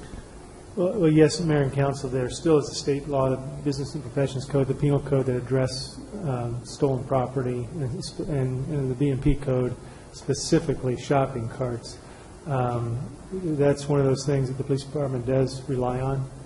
When they find one that's stolen, they do handle that appropriately. As we've talked about before, what has to happen before they can be prosecuted, though, is that you have to have proof that they were in possession of the stolen property, and if the shopping cart is unidentifiable about who owns it, the DA's office won't prosecute it. But speaking with Chief Davis recently, he is encouraged by the activity of the DA's office in handling these things. The staff is well aware of what to look for, what they can and can't do. As Mr. Kalasho mentioned, they do stop the folks from using these. I think what will happen is those that are in the area are equipped with hefty trash bags or large trash bags that they will say, take your things out of the cart, you're not using the cart anymore, and put them in these bags and take them with you. I've witnessed it just recently on Fletcher Parkway, one of our sergeants pulling over in the median to stop an individual who was seeking money from vehicles as they stopped there at 67. So I know that they're working. It's just a huge problem, I'm sure. We do have a shopping cart ordinance that Mr. McClellan has mentioned, and that is at Chapter 9.66, dealing with abandoned shopping carts. So we've taken that action before, where we make the owners responsible for those. And in fact, the markets in the area have worked together to hire an individual or a company to actually retrieve these and then bring them back to them, because it's a huge investment for those that own these things. So there are bits and pieces of ways where we're trying to get to the area. Getting back to Mr. Kenrick's question, yes, we still are preempted, but we try to use those laws to our advantage here in El Cajon. Another thing, two other points to my plan, if I may. To outlaw aggressive panhandling, right? So we've all been victims of what you're leaving a store and just, with your family, and they're just bugging you. So we have to talk about that as well. I mean, obviously there's a fine line to walk before you are criminalizing being homeless, which we can't do, and that's not we're not trying to do that at all. But we want to try to outlaw aggressive panhandling, as well as standing in the center median or any of the city-owned landscape or curbs where they're in the middle, where they pose a huge public safety risk. Thoughts? Another question for Morgan. I remember a few years ago I brought up the issue of the panhandling at the freeway exits, and for a while we were able to stop that. But I know that the police have just run ragged, and that's probably near the bottom of the list because they have a lot of other things to do. Is the panhandling on the meridians of the street, like on Fletcher Parkway, that's where I've usually seen it, is that illegal? Mayor and Council, the first that you were talking about, Mr. Kenrick, was the off-ramps and on-ramps, and those are Caltrans property, but I believe they have had either legislation or policy that allows us to remove people from panhandling in those locations. The median islands are important, and it's one of those projects I've been trying to get back to the City Council with what I believe would be an enforceable ordinance to keep people from stopping, standing, and essentially using our median to sit and collect donations or food and things of that nature, because I think it truly is a public safety issue. I don't think that would be one that, if properly crafted, and that's what's taken so long, is to sit down and actually take the time to try to properly craft this. I don't think that would be one that we would have a problem with, as long as we're enforcing it equally among everybody and not allowing even our fire department with their red boots perhaps to be included. Or if we can have special events, which I would not really consider being an exception, maybe we look at that as well. But I think if the easiest thing is to try to keep everybody off unless they're actually stopped by a light and can't cross, and they're in the process of crossing, things like that. But it just has to be carefully crafted. That's something you'll bring back to us at some point. Yes. It's in the works.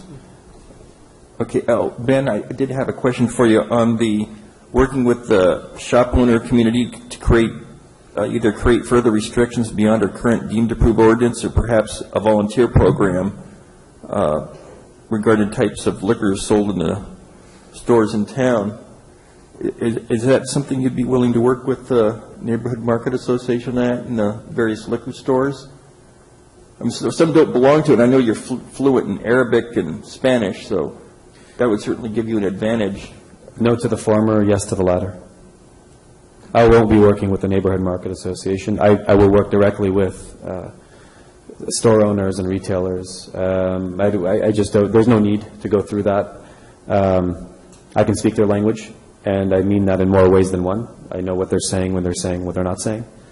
So I think that if I explain it to them in a way where they grasp the notion of beautifying where they live, and that everybody has to play a vital role in it, I think that they would be inclined to do it. I'm certainly willing to try to speak to them on that level. And I wouldn't be opposed to even rewarding some of the retailers, bringing them up here and giving them an award and patting them on the back for a job well done. If everybody chips in to make this city great, I mean, we don't need the Neighborhood Market Association. We need healthy retailers who want to beautify the city and have and real stakeholders. So. All right. Thanks, Ben. Steve? My concern on the agenda item is I support it, but I'm concerned that it's stated so broadly that we could use up staff time for a year. Okay.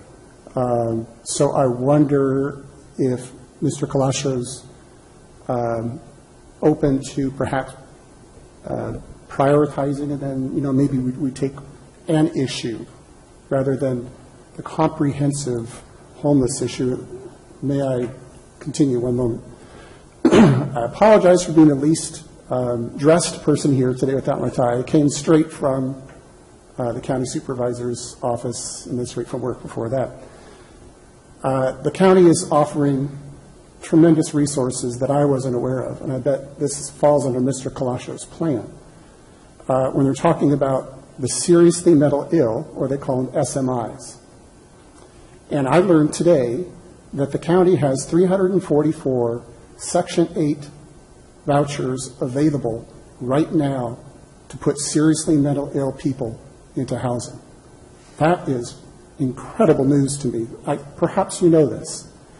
And based on the 2016 Every Person Counts survey done in January last year, they estimate 14% of the population is SMI, seriously mentally ill, or 46 people in El Cajon. Perhaps this is, one of those areas that we could take a look and see.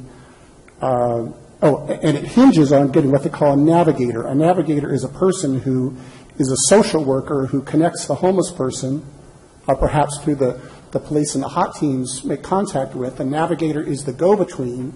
Say, we've identified a person who's a candidate. They go to East County Mental Health or Crisis House. That's the person that designates this person as an SMI.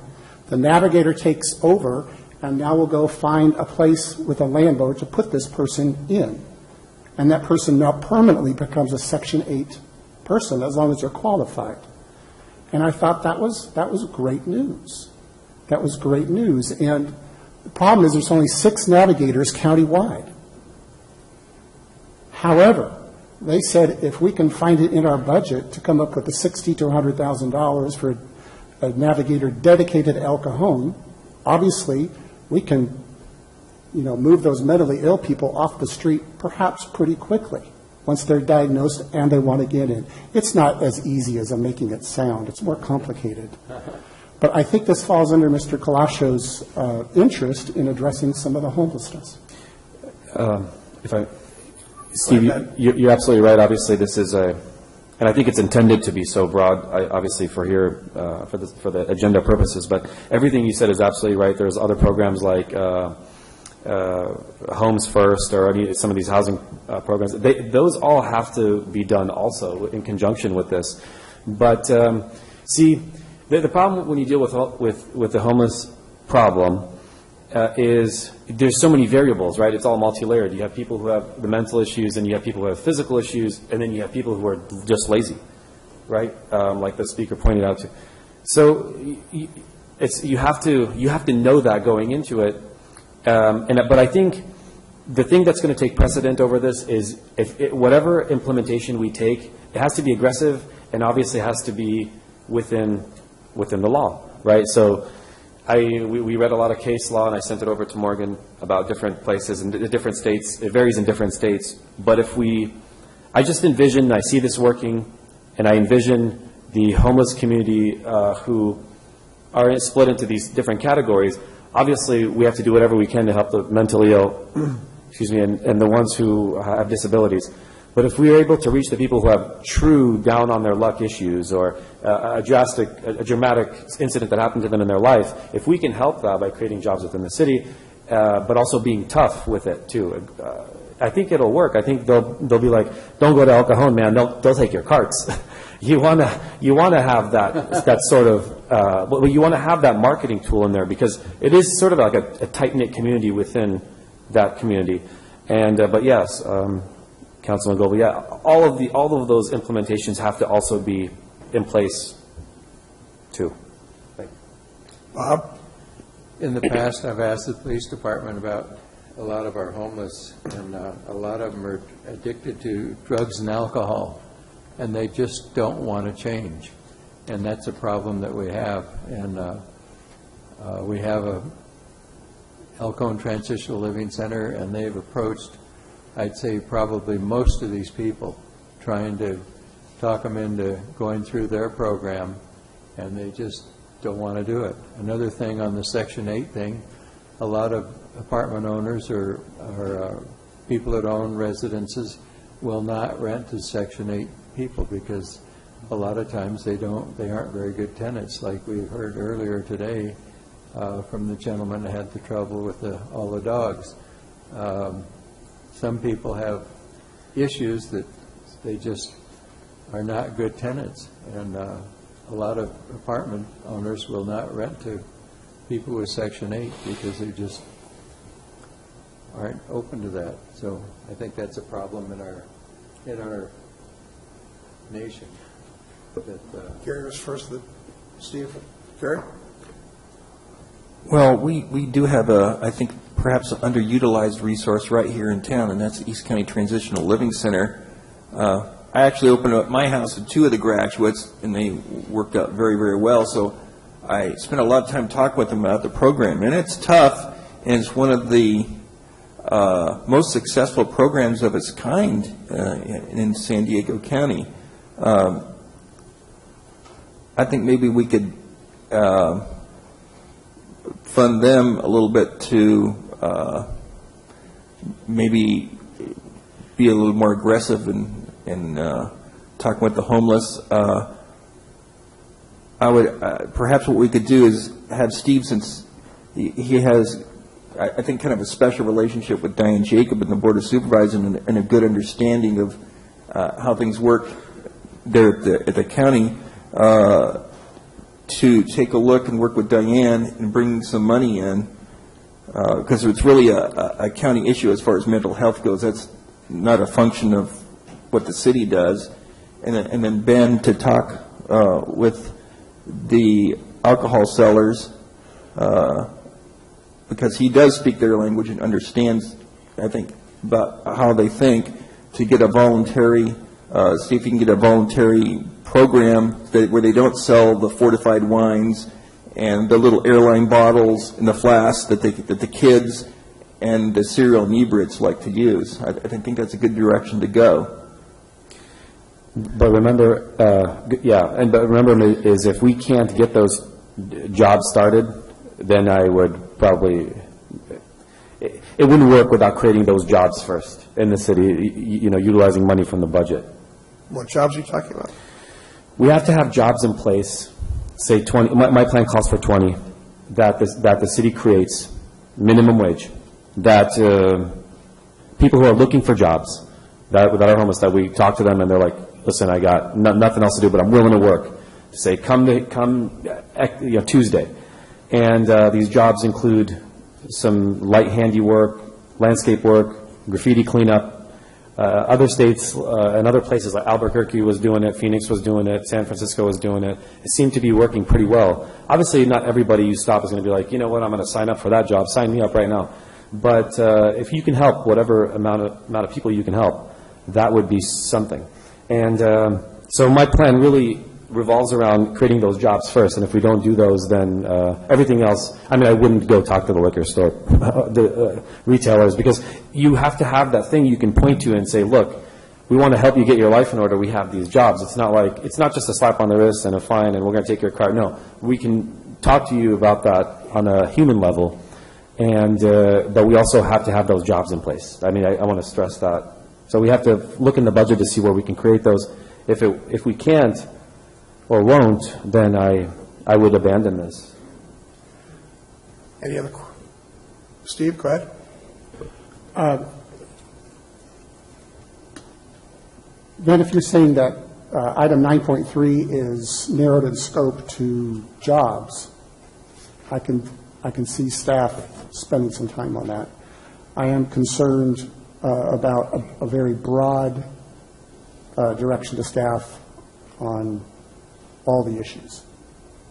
So if you're narrowing it to, let's start with the jobs issue, I think I can consider that.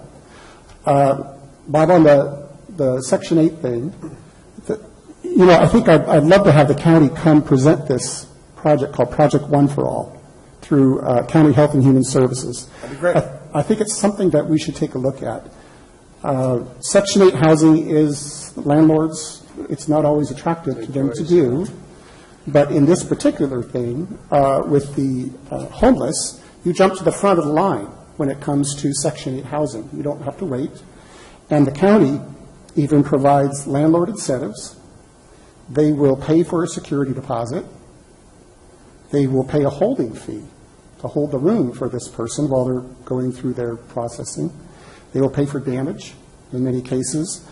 And they will be a follow-up resource. Call this person if the landlord has any problems with that mentally ill person. I think there's more to learn, even my own benefit, before I ask staff to get involved on that particular issue. I think if it's $60,000 to $100,000, and there's 344 vouchers available today, and the police department spends a large amount of time on homeless issues, it may save the police department $60,000 to $100,000 of their time that they could be doing something different, I'll just say. Proactive, I'm not sure, or what. So this homeless thing's so broad, I'd like to talk about the mental illness part and learn a little bit more with the county. I think, as Gary's mentioned, Ben's got some ideas and things that he can do on the retailer side.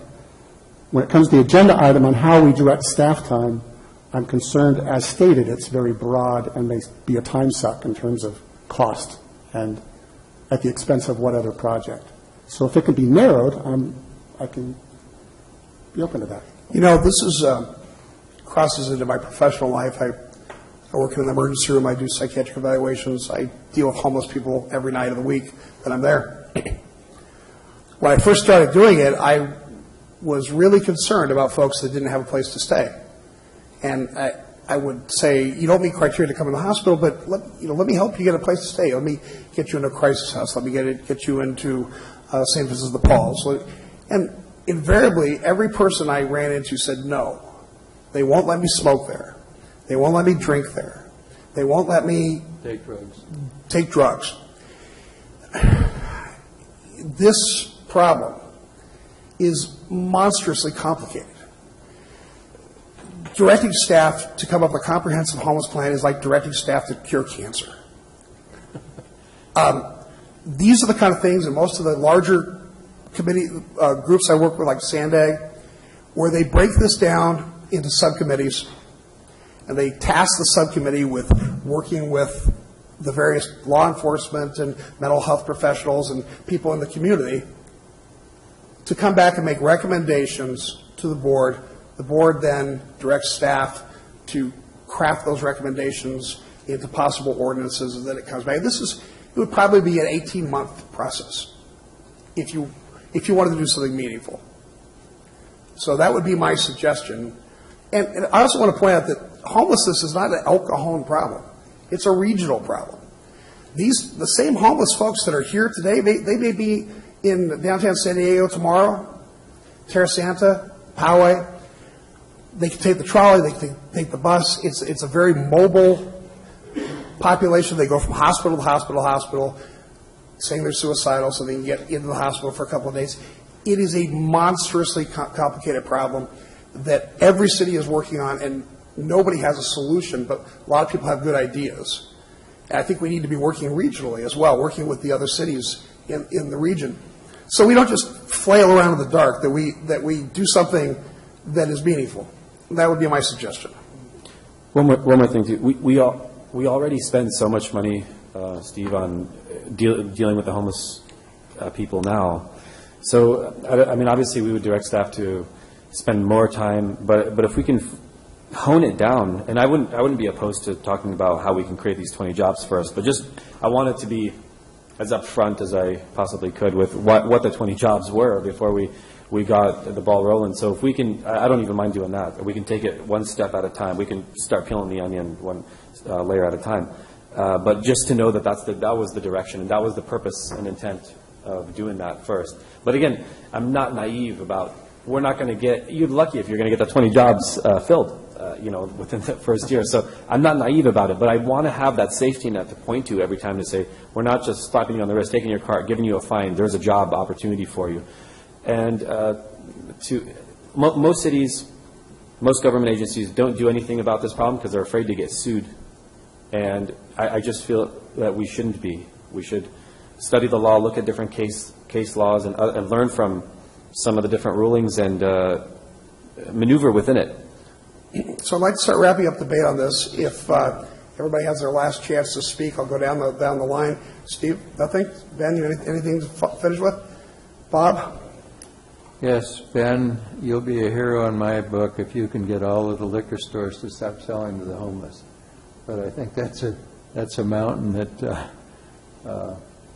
that'd be like climbing to Mount Everest. I'll try. Yeah, and I commend you for doing that. But trying to get I was in business, and trying to get a business owner to stop selling his product that he can make money on and put in his pocket and feed his family, I think would be a very tough issue. If you can do that, you'll be a hero in my book if you can get them all to stop.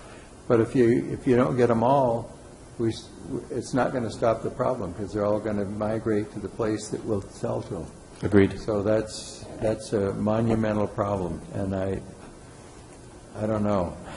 I think you've got a high mountain to climb. Gary. Well, I think a very, very large percent of the homeless have alcohol issues, and if I could wave a magic wand and we didn't have any more alcohol retailers in the city, I think a lot of the homeless would leave. Or if I could wave my magic wand and make it so the alcohol retailers didn't sell to the people that abused the alcohol, then they would all leave.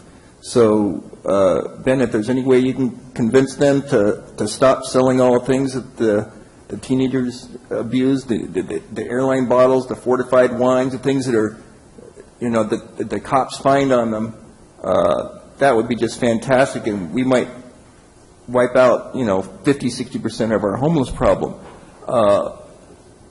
And if Steve could work with Diane on the voucher things, I think that would be just great.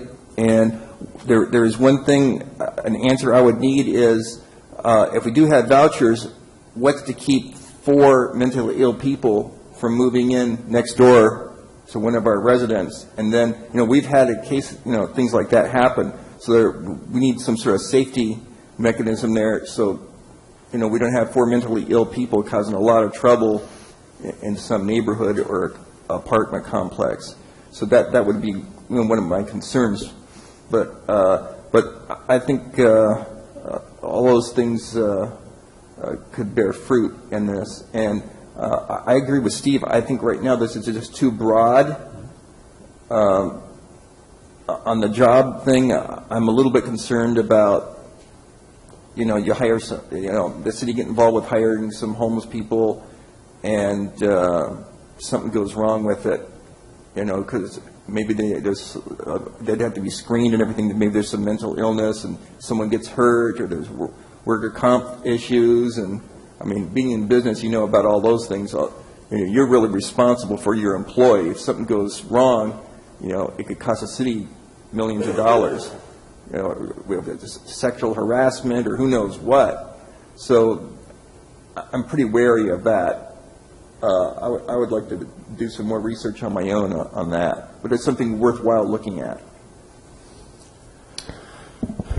I'm concerned about directing staff to do something that can't feasibly be done. I'm concerned about another report coming back to us that is meaningless that we put on the shelf. I'm concerned about the money we'd spend. But, however, this is a big problem.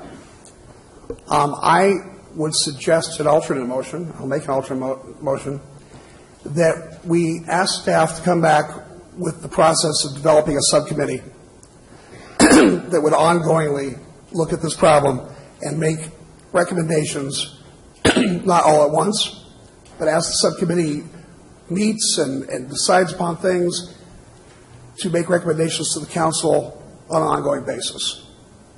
Can I make an alternate motion? Yes, you can.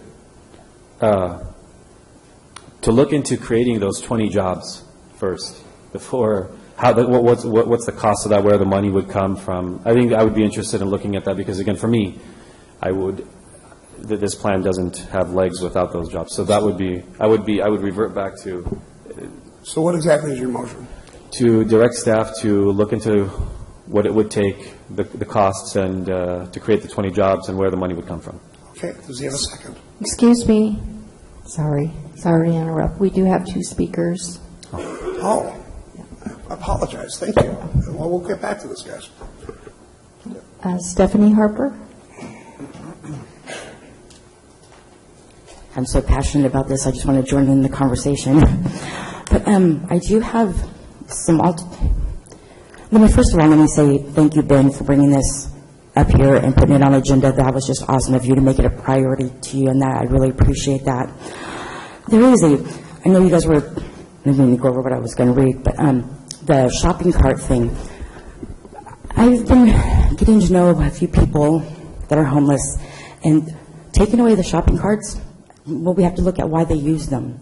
Why do they need a shopping cart? Because that's the only place they have to have their belongings. And when you become homeless, you carry everything you own around with you all the time, with the fear that somebody's going to steal what you have.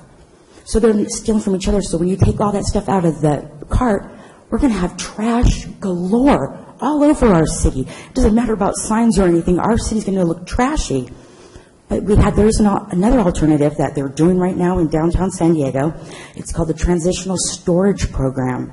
And what they do is, and with the money that we give to, it's about, San Diego Homeless Store, it's a place for them to store their belongings. It may not seem like a big deal, but it is. Just imagine how it would be to carry everything you own around with you all the time and worried that it would be stolen. The simple thing could change a lot of lives and make a lot of homeless citizens not homeless anymore. The operational cost for this San Diego program is between $80,000 and $10,000 per year, and that's right now about what we give to the ECTLC. We could have a storage facility come up with that, and it's just bins, and you can look it up on the internet. It's a great program.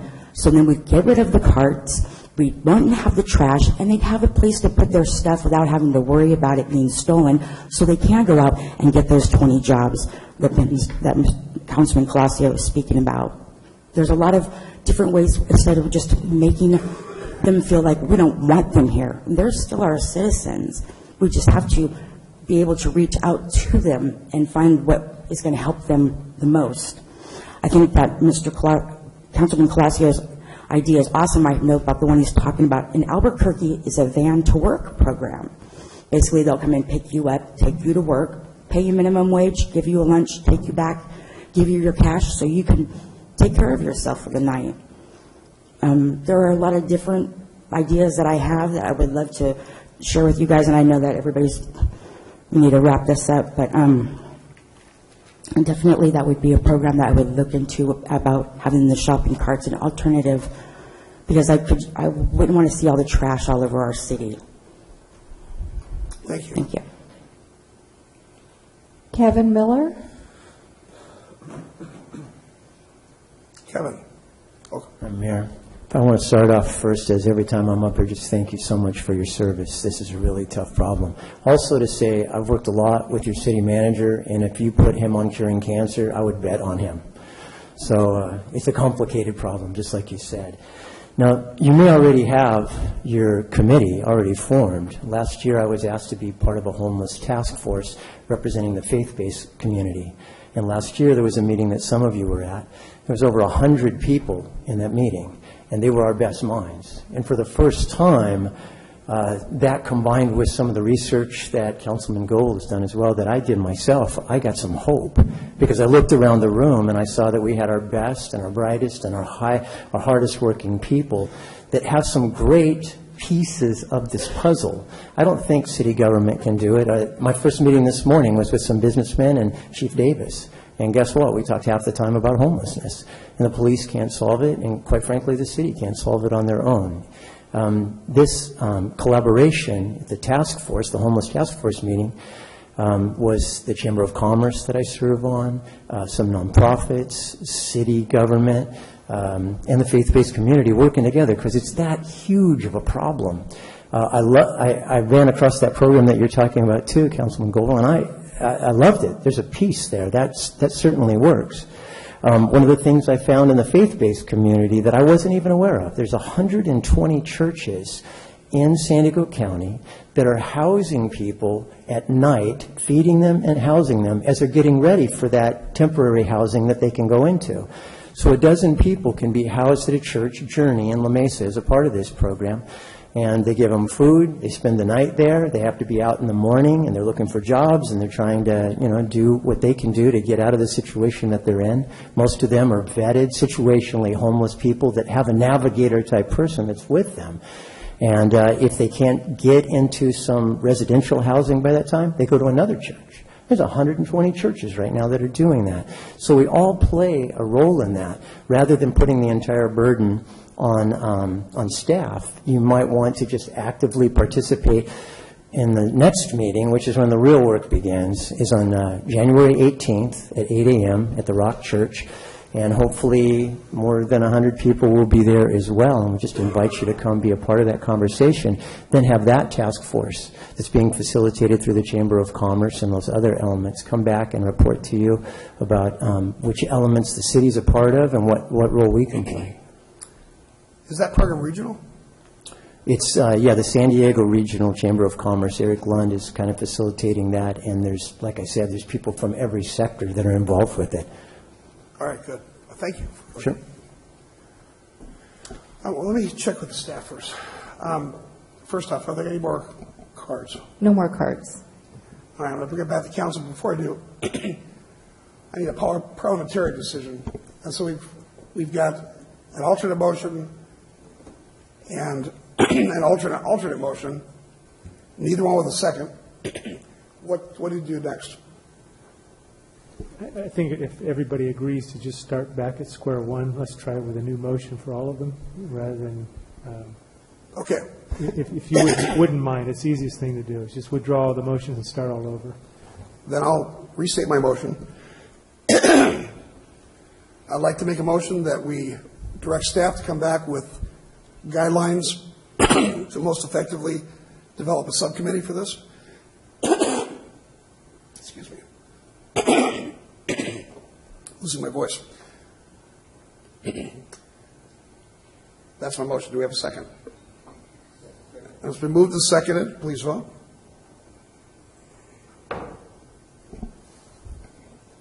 The motion carries 4-1 with Councilmember Colascio voting no. Thank you very much. Okay.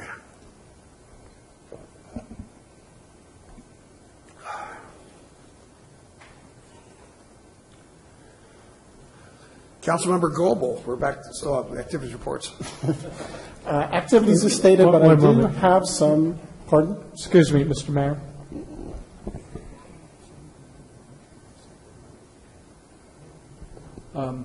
I just, for clarity, the council just passed a motion on an aspect of the subject that Councilmember Colascio brought up. Somebody can also make another motion on the same issue, if they wish. I just want to be clear, it's not just one motion. Okay, we go back to that. So the motion that was passed is that the staff's going to come back with a recommendation for subcommittee. That passed. I'm saying if there is another motion on the same subject, somebody else can make another motion for a second activity. Somebody wants to make another motion? The alternate motion, or the other motion, addition. Additional, not additional. Alternate. Thank you. The additional motion to look into the costs and possibilities and what it would take to create 20 additional jobs. Is there a second? There's a second. I have a question. Go ahead. Is that covered under the auspices of the subcommittee? The subcommittee can do whatever it wants. So, as far as making recommendations to the council, it still has to be voted on by the council. Is the 20 jobs proposal covered under the, have a subcommittee look at that? Anything that the subcommittee wants to do and make proposals to the council, they can do, be it jobs or panhandling or anything. And the subcommittee's created by and contains whom? Well, I've asked the staff to come back with a format that we would then vote upon, discuss, and vote upon, modify if we need to, and appoint people to the subcommittee.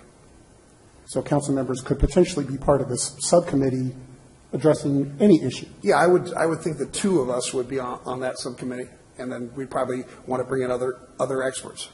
Okay, thank you. Okay, so the motion is on the table, made by Mr. Colascio. Is there a second? There is no second. Can I correct a vote from the previous one? Sure, go ahead. I vote yes on Bill's motion. Thanks for clarity. All right. Are we? Have we taken care of all the business? Mr. Mayor, if I could finish my report, if you'd allow. Well, I'm going to. Yeah, I'll get back to you. I just want to finish. Make sure we're done with this first. Sure. Are we completely finished with this item? Are there any other motions? There are no other motions. Okay, then let's move on. Steve, I'm back. Your report. Besides the meeting as stated, on December 23rd, over 100 El Cajon residents who couldn't afford Christmas trees got Christmas trees this December. That's good for those 100 people, 100 to 105 people. That event could not have happened without some integrated or coordinated support that I would like to recognize. Certainly the city manager's support on short notice to help this. Monica, you are a superstar. I think within probably 6 hours you had a press release out. And that was key. So thank you. To Karen Perlman, thank you for getting that on the UT so quickly and in print the next day. It was critical. Jonathan, East County Magazine, thank you for posting that. That was good for the people to get that. Rob Cartwright and his crew from Cartwright Pest Control, we had a caravan of trailers from Rancho San Diego from the tree lot up here. It was kind of comical. I'm glad there were no El Cajon police following us at the time for compliance with, over the tailgate limits or something. The El Cajon Police Department offered their support for this and showed up and even helped load trees for people in their cars. Thank you, Chief Davis and your crew. Let's see. KUSI was there, and this event didn't cut into tree sales. I think we were very concerned about that. So this event was thought of on December 20th in the afternoon. We had a press release out on the 21st, news that afternoon and the next day, and over 100 people got trees they could not otherwise afford in El Cajon. That's a big deal. So thank you to all of you people that I mentioned for your support. I think that was a great outcome for the people of El Cajon. Nice work, Steve. Anything else? Okay. Where I am now.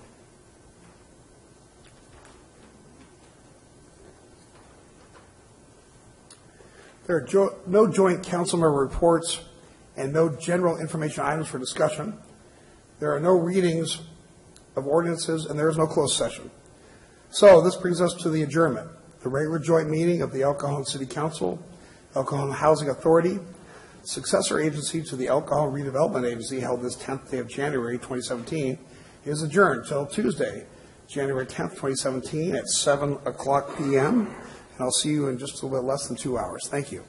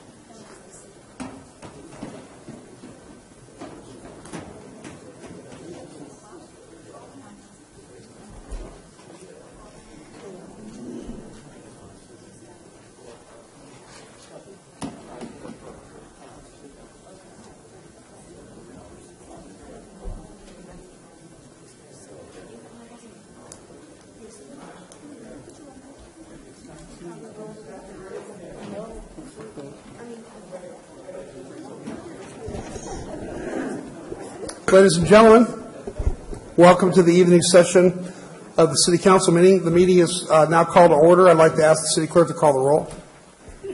All council members present. Would you then all stand with me to say the Pledge of Allegiance, followed by a brief moment of silence?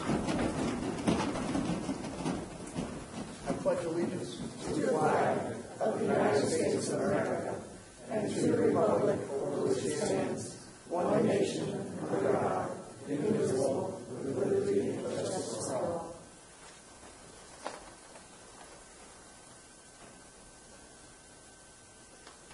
Thank you.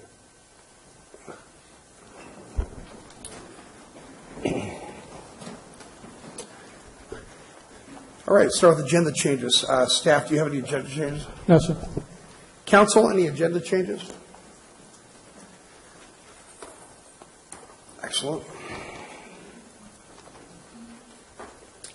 All right. We're now at public comment. At this time, any person may address a matter within the jurisdiction of the City Council, Housing Authority, successor agency to the El Cajon Redevelopment Agency that is not on the agenda. Comments related to items on today's agenda are to be taken at the time that the item is heard. State law prohibits discussion or action on items not on the agenda. However, Council, Authority, and agency members may briefly respond to statements or questions, and, of course, an item may be placed on a future agenda. Belinda, do we have any cards under public comment? No cards under public comment. And that takes us to the main event. We are at public hearings, and before we start, I think Councilmember Gold has something to read. Yes, thank you, Mr. Mayor. Mr. Mayor, I have a personal financial interest in real property, my personal residence owned by my wife and me, which is located within 300 feet of the subject property.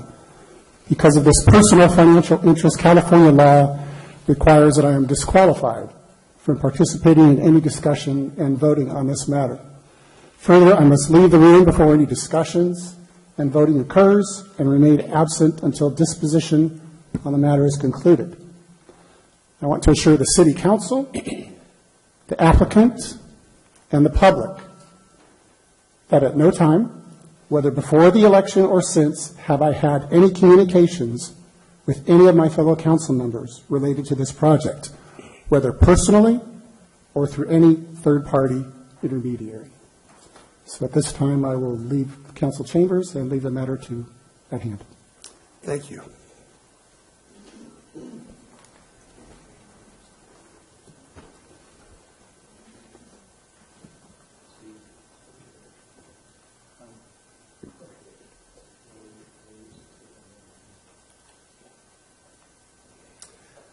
Okay, that brings us to public hearings. Item 100 is Bender Residences, Zone Reclassification number 2318, Planned Residential Development number 70, and Tentative Subdivision Map number 664. I'd like to ask the staff to introduce the item, please. Honorable Mayor and council members, this is the Bender Residences item for your consideration. It is located at 1248 Tres Lomas Drive.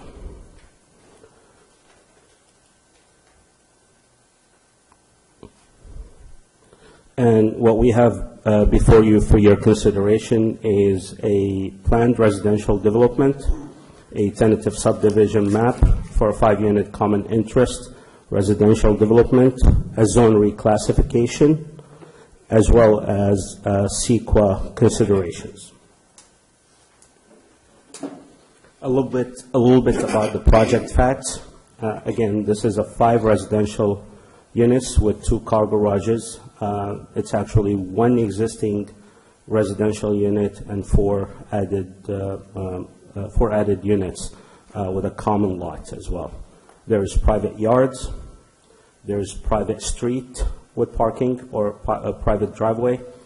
There's landscaping, sidewalk, and on-site lighting in the common lot as well as on-site. For the existing conditions, it's a little bit over 1 acre in size. Again, there is an existing single-family residence.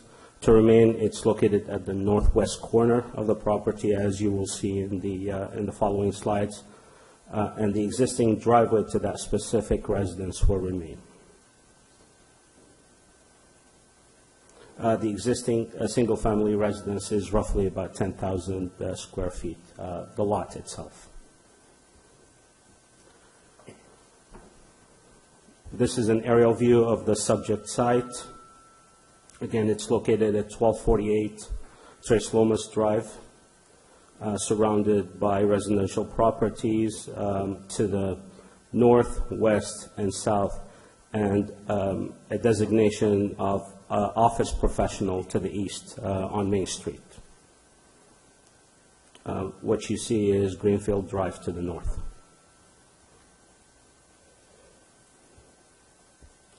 This is a site plan, and as you can see from the site plan itself, Lot 1 is the existing residence that is to remain. Lots 2, 3, 4, and 5 are the new added structures, and Lot 6 is the common interest.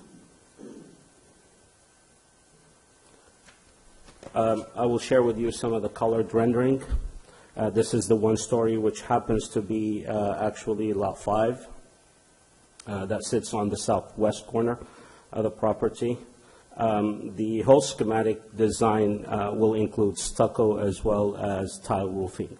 So it is traditional design, and it is up to date.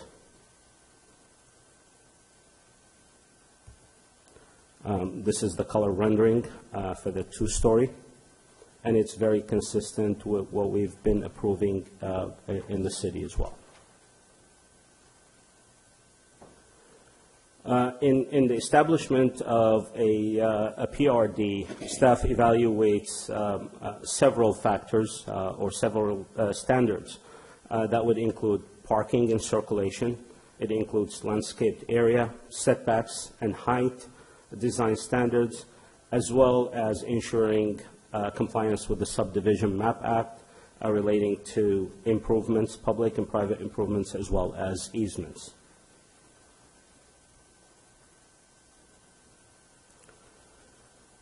As far as the general plan consistency, this is designated as a low-density residential, which means that it is 3 to 10 dwelling units per acre, and the proposed project density is 5 dwelling units per acre, which is consistent with the general plan zoning, which is a PRD low. And staff actually looks at that consistency first and foremost. Staff recommends that the City Council approves the CEQA exemption for the project, the zone reclassification number 2318, the establishment of the PRD number 70, and the tentative subdivision map number 664. That concludes my presentation.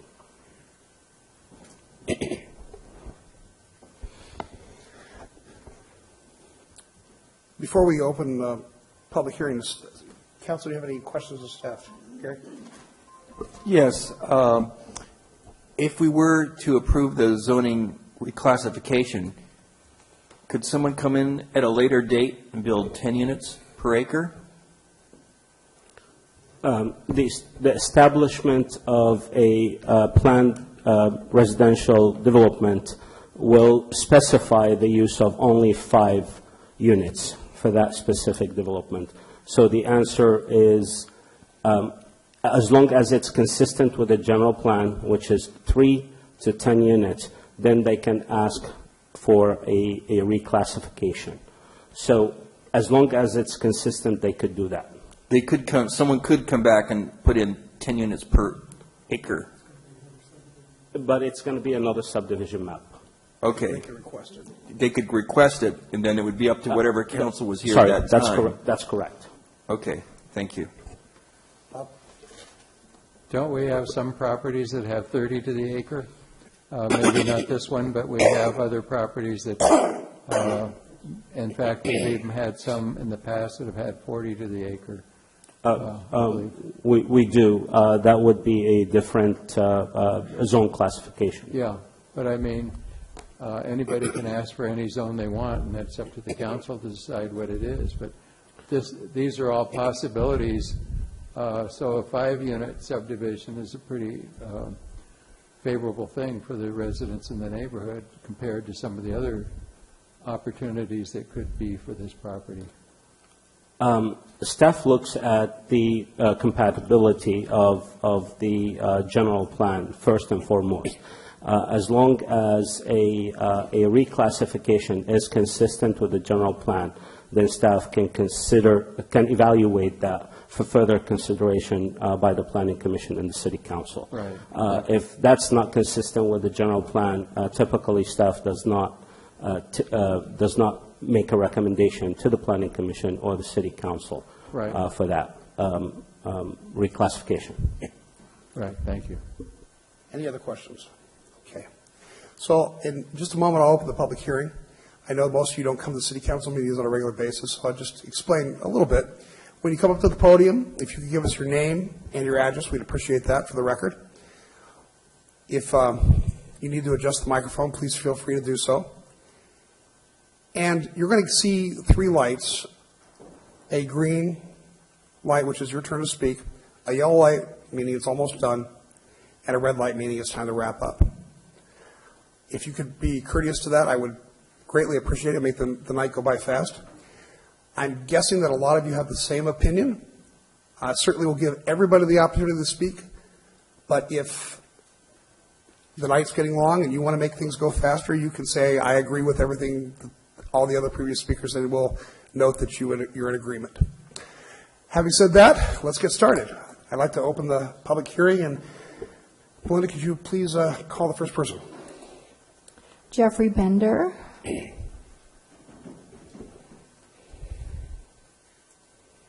Hello, Mr. Bender. Honorable Mayor, City Council members, my name is Jeffrey Bender. I'm a managing member of RLM Surf LLC. We're a very small development company in the San Diego County area, throughout the county, in various cities around this neighborhood. I would primarily be here to answer any questions you might have, or some insights I might share with you with respect to, these are single-family detached homes, so they are not duplexes or triplexes or any of that nature. We're expecting a selling price somewhere between $450,000 to $650,000 apiece. Not necessarily low income, but certainly very nice homes. The architecture has been through. And we've been working with staff. Originally, we started with this project with Mr. Craig, Eric Craig, a couple of years back. We talked about density. We talked about the 10 units and the opportunity possibly for 10 units. However, in talking with them and in trying to stay up with things that are in the neighborhood and some of those kind of things, we finally ended up with a density of half of that. So I feel like we've done a lot of negotiating and a lot of back and forth thus far over the last few years, and I would ask you that you would consider this project exactly as it's been presented this evening. That's it. Also, the engineer is here if you have any questions with respect to any of those engineering type items. That may come up through the evening. This is your chance to speak. You went to the Planning Commission. You heard some of the objections about the project that you have. How would you respond to the objections we're probably going to be hearing in a few months? Well, it seems like the number one objection that I heard had to do principally with the quote-unquote spot rezoning or density issues. And I can share with you that in reviewing that in the past with Mr. Craig, et cetera, and the fact that this property is a new project, not an older project, and it's a project of the future, and our density is still very limited. When I say limited, we're about 8,700 square feet per lot.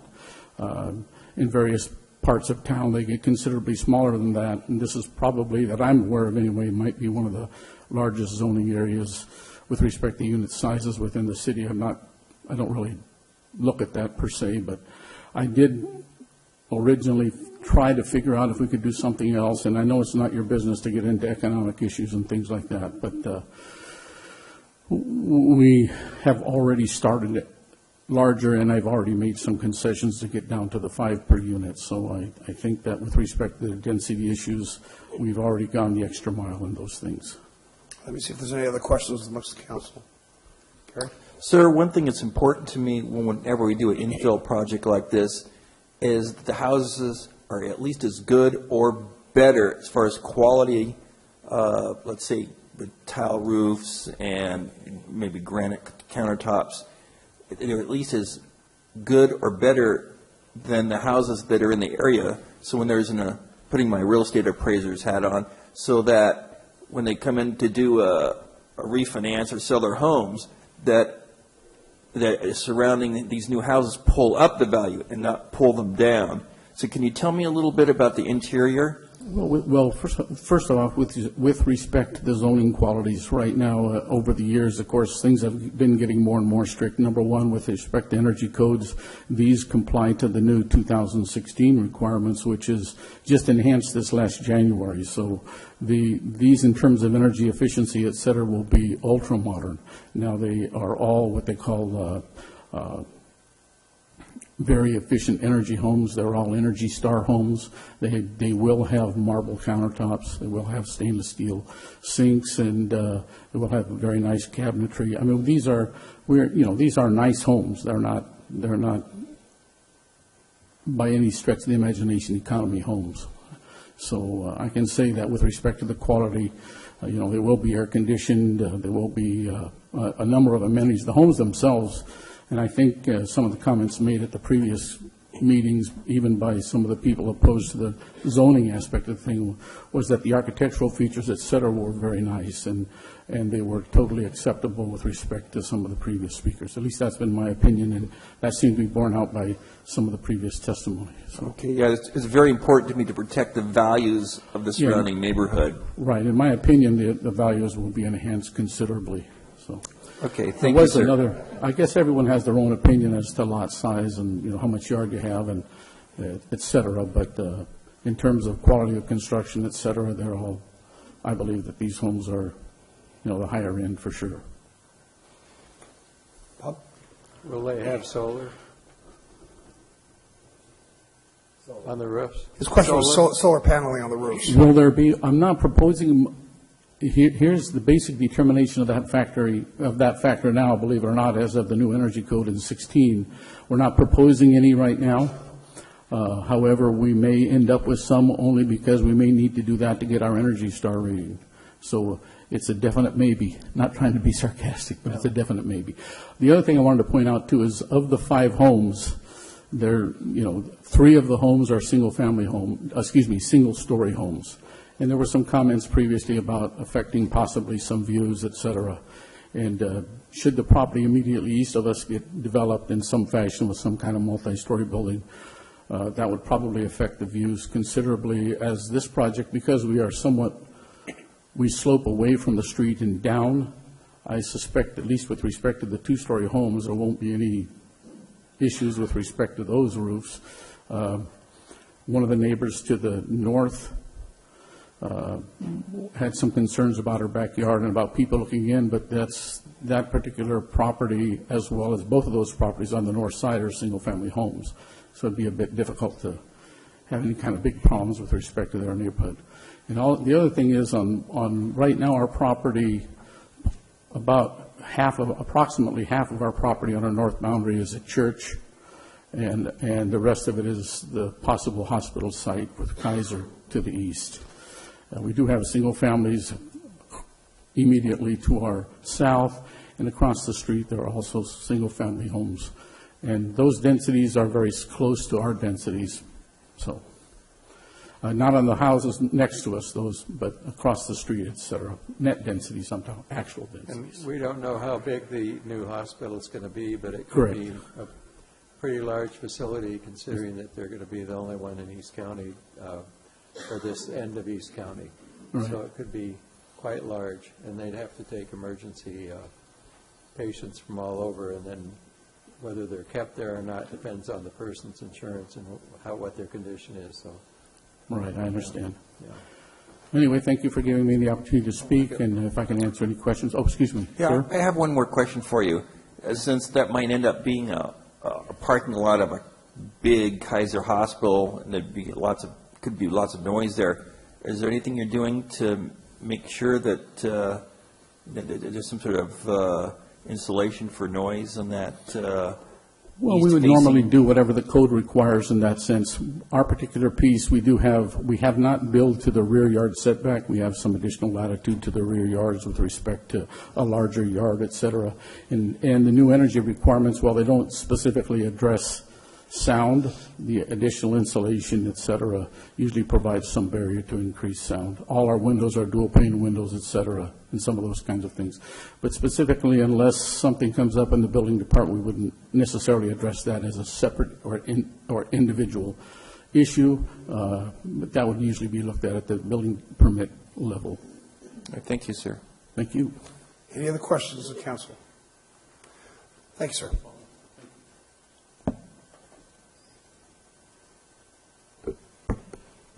Larry Schulte. Hello, Mr. Schulte. Welcome. Good evening. Thank you for letting me speak. Mayor, gentlemen, my name is Larry Schulte, S-C-H-U-L-T-E. I am retired military, a Vietnam combat veteran, resident and homeowner on Tres Lomas Drive, El Cajon. In fact, I am the newest resident, having only been there 5 years. There are others that have lived there for 40-plus years.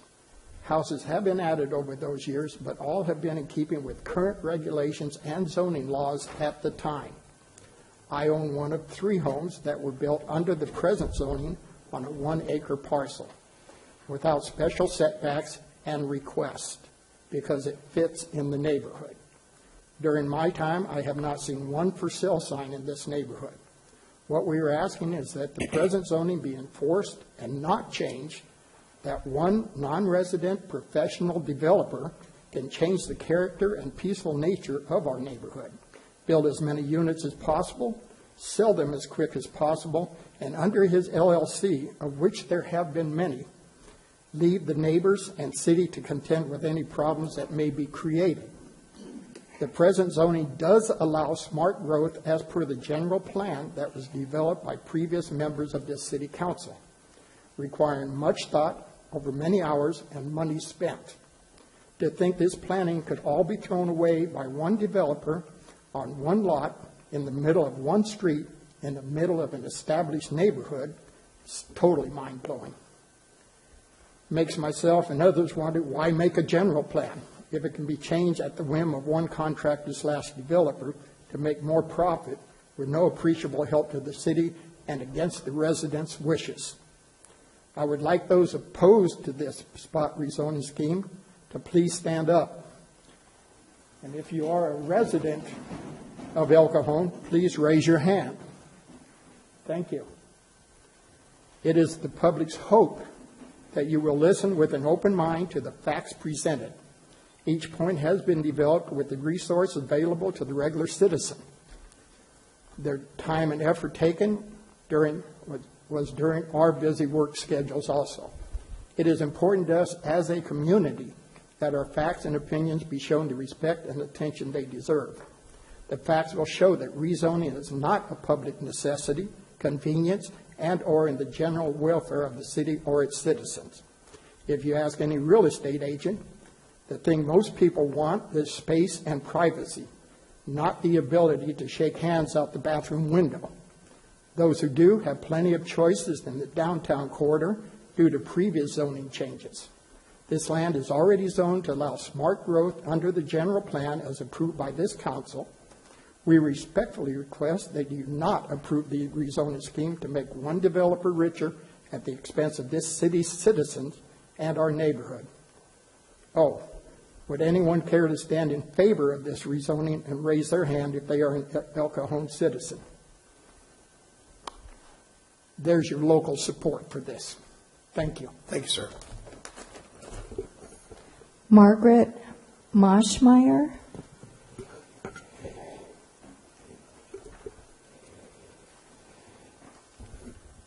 Good evening, Mayor and council members. My name is Margaret Maschmeyer, Maschmeier, and I live at 1255 Tres Lomas Drive. So this is going to affect all of us, but us specifically. This is my next door neighbor. And as Mr. Bender was saying, I'm the one that when I saw those pictures, I said, well, at least they look nice. We support development. We're not against growth. We understand the general plan. All we're asking is to leave the zoning as it currently is. Let Mr. Bender and his developers build 2 more homes on that backyard. That's what he's allowed to do currently, and we would support that. We don't have an issue with it. We're asking that you don't rezone and move it out to 5 houses on that lot. We put solar panels on 2 years ago, and we've been making some good progress on not having huge bills. I'm concerned that the houses that are going to be built next door are going to block our solar panels. A few years back, about 15, when we moved in, we spent over 7 months driving around 3-4 days a week looking for the right place to live. And we found this neighborhood. We didn't jump on other neighborhoods because of the community. We're the type of people that we know each other's names. Some of these neighbors, their kids have grown up together for over 40 years. We exchange Christmas cards and cookies, and we go to each other's homes. We are a community, and we would be more than welcoming to anybody that came into 2 new homes. We're not asking to not build. That's not it. We are just asking that you please stay in the current zoning. We're concerned with I think it's lot number 5, I won't swear to it, that has that shorter driveway. So now you're saying that we have to have a variance with a 14-foot driveway. Most average cars can't fit in a 14-foot driveway. So that car's going to have to park on the street. It may have to park up on the street, not even down in the cul-de-sac that they're building. We're concerned about the fact that their HOA is not going to be able to control what happens with that car. So if they put a car there that's now sticking out partially into the street, that becomes a safety concern when fire, ambulance, police, and whatever are trying to get down there.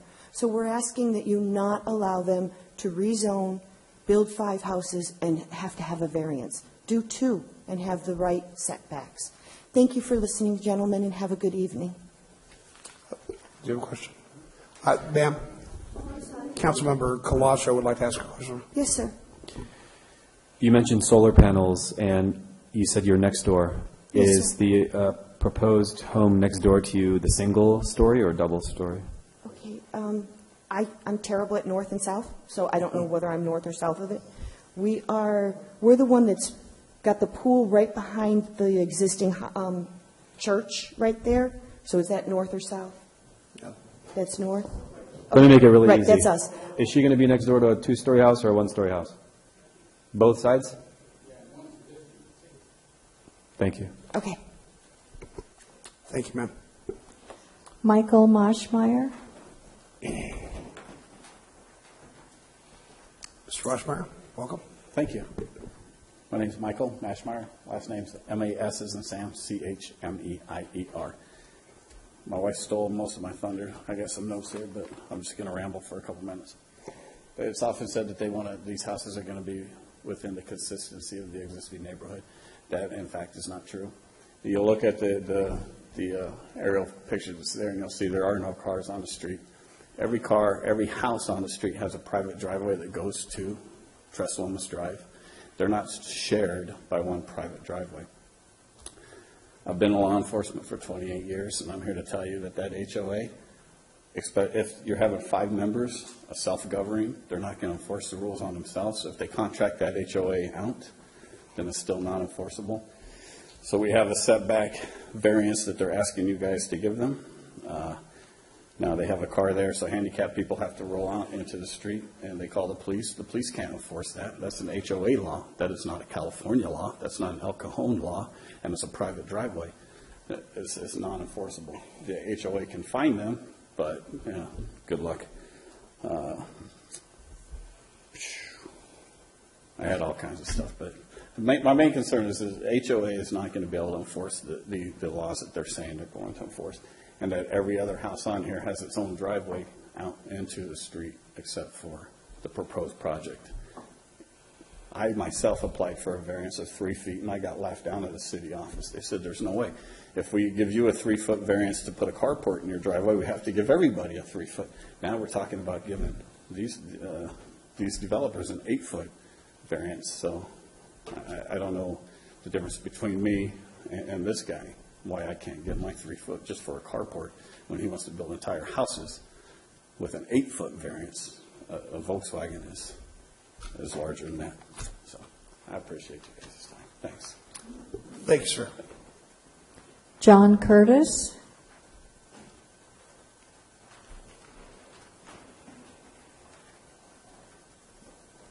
Good evening, Mayor, gentlemen. My name is John Curtis, C-U-R-T-I-S, and I live at 1564 Savin Drive, which is the last house on the left side there, just across that big empty field from Tres Lomas. And my main concern is that rezoning this in the middle of this housing area is going to mean that that 1 acre that's an empty lot, sir, if you could point to that empty lot in there, how many houses would then be going in there, which is in the middle of our 2 areas with all the traffic that would be going in and out of there? I oppose this rezoning for that, but I'd like you to know what happened at the 2 meetings we had with the council members, the rationale that they provided for the 3 members who voted for this. The first was, well, pretty much they all ignored what we said about it being not suitable, not in the public interest, the health and the safety issues. You've heard this rezoning one spot and the favoritism that implies. These were ignored. The first of these people said, well, he has the right to do what he wants with his property, Mr. Bender, and the people of California need more houses. So that's 2 votes to your 1. That was his rationale. Well, Mr. Bender has the right to build 2 houses. He doesn't have the right to do whatever he wants with his property. That's why we're here. And the citizens of California are not here to vote on this. This is the council and the planning commission, and we're the ones that are supposed to be, looking at our neighborhood. That was just an irrelevant issue. The second one focused on the need for more housing also, mentioning this mandate that's supposed to be coming that we have to build more houses. Mr. Mayor, you're the one that said this new mandate is not supposed to impact current housing areas. And you've got to put a plan together that we all support, do we not? This housing element plan that it addresses the issue. So we're not sure why this continues to be an issue. We're talking about 2 houses. Is that going to make a difference to the state of California? It makes a big difference to us. The last point was that the last member said, I want affordable housing. And as you've heard, this is not going to be what considered affordable housing, if there is such a definition of affordable housing. We're talking about high-end houses here. So this is the rationale that they told us at the meeting. And please, the 2 that did vote for us to not rezone mentioned the issues. So we ask you to look at the issues, let them build the 2 houses that he's allowed to, and don't approve the zoning. Thank you very much. Thank you, sir. Joannis Saradakis.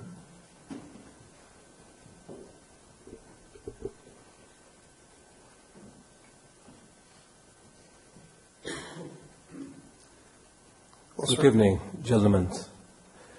I'm John Saridakis. I'm the original developer. 32 years ago, I developed these new homes. You can see them, the 4 brand new ones across the street, all red roofs, red tile roofs. 32 years ago. Every one of these homes enjoys 20,000 square foot lot.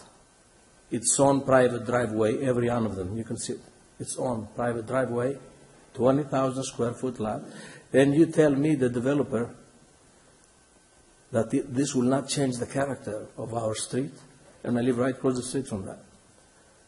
You tell me, one driveway serving 5 homes versus every one of these homes, its own driveway. Then I will change profession. I will do something else. This is unethical. It doesn't make sense to me. I design and build. Me as a developer, if I go to do something like this, I will not do it. I will stop. I will not look just the money. Just because the law allows it and the law says that you can do it. If you do it, it's the right thing to do, according to the Socrates or Aristotle, right? No, you cannot do it. It's not the right thing to do.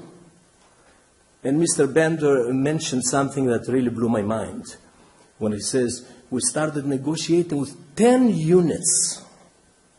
For Christ's sake. What's going on here? It doesn't make sense. Will we be willing to fight it all the way, even sell my properties and everything I own and fight it because I'm justified, undemocratic? It makes no sense. Starting 10 units on this, every one is a single home, 20,000 square foot. Look at it, beautiful homes. I know everybody by name. We are one family here. It will not work. This is my professional opinion, and also been in this for 34 years on this street. I say no. I'm a developer. Yes to building. Just build 2 new more homes, and the one existing 3 homes that will bring it to about 14,000 square foot per lot. Thank you very much. Thank you, Mr. Saradakis. Thank you so much. Daniel Rogers.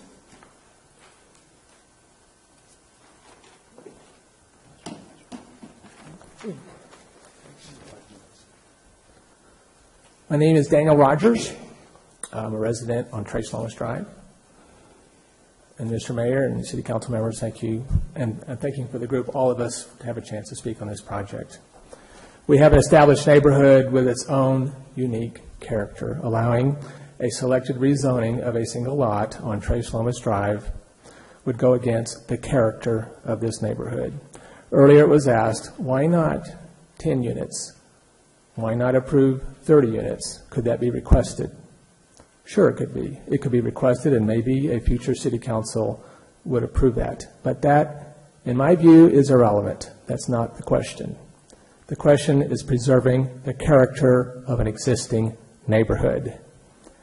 If this is approved, that will establish a negative precedent. It will be difficult for this city council to deny future requests, similar requests such as this, not just in this neighborhood, but other neighborhoods as well. Then you have doubt about the future. Existing property owners in those communities will not know what to expect and what is going to happen around them. Adherence to existing zoning laws is what we all expect. All the existing property owners in this neighborhood have conformed to the established zoning for this community. In this case, preserving the existing zoning is essential for the character of this neighborhood. It was mentioned earlier, and I'll repeat it. This group, we are pro-property rights, and that includes Mr. Bender. We believe he does have the right to develop his property, but within the approved zoning of this neighborhood. All the other property owners in this community will adhere to that, and we think that should apply to everybody. Thank you. Lindy Goebel.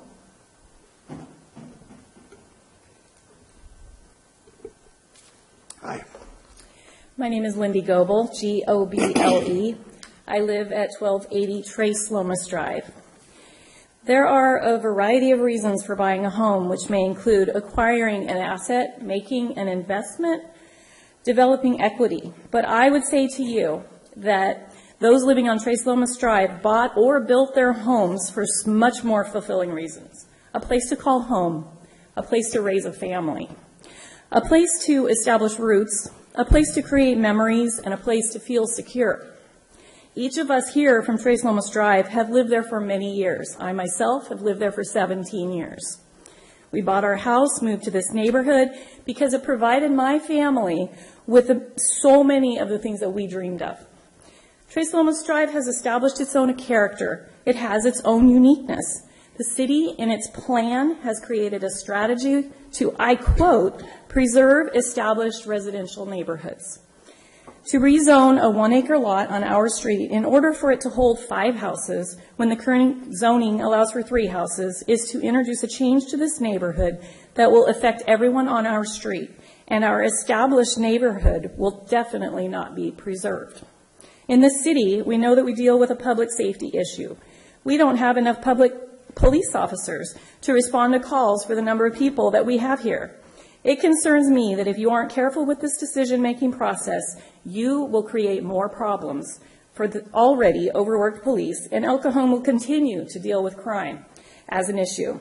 Rezoning a lot on Trace Lomas Drive will introduce a precedent for future projects, just as my neighbor Dan mentioned.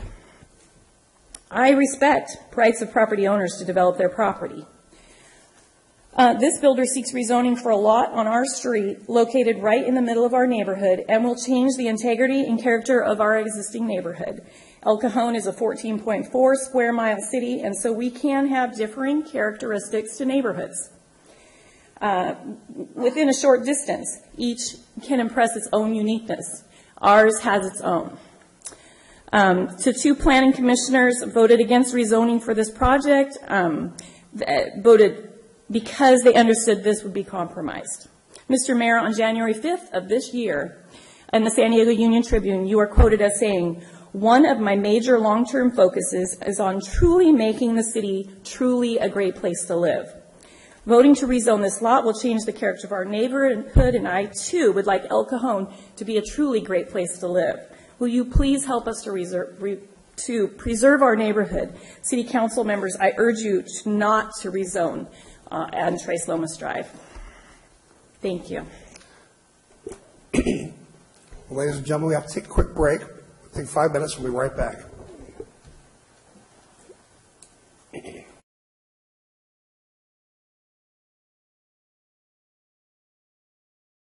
Continue. The next speaker is Emmy Rogers. Ms. Rogers, welcome. My name is Emmy Rogers. I live at 1196 Tres Lomas Drive.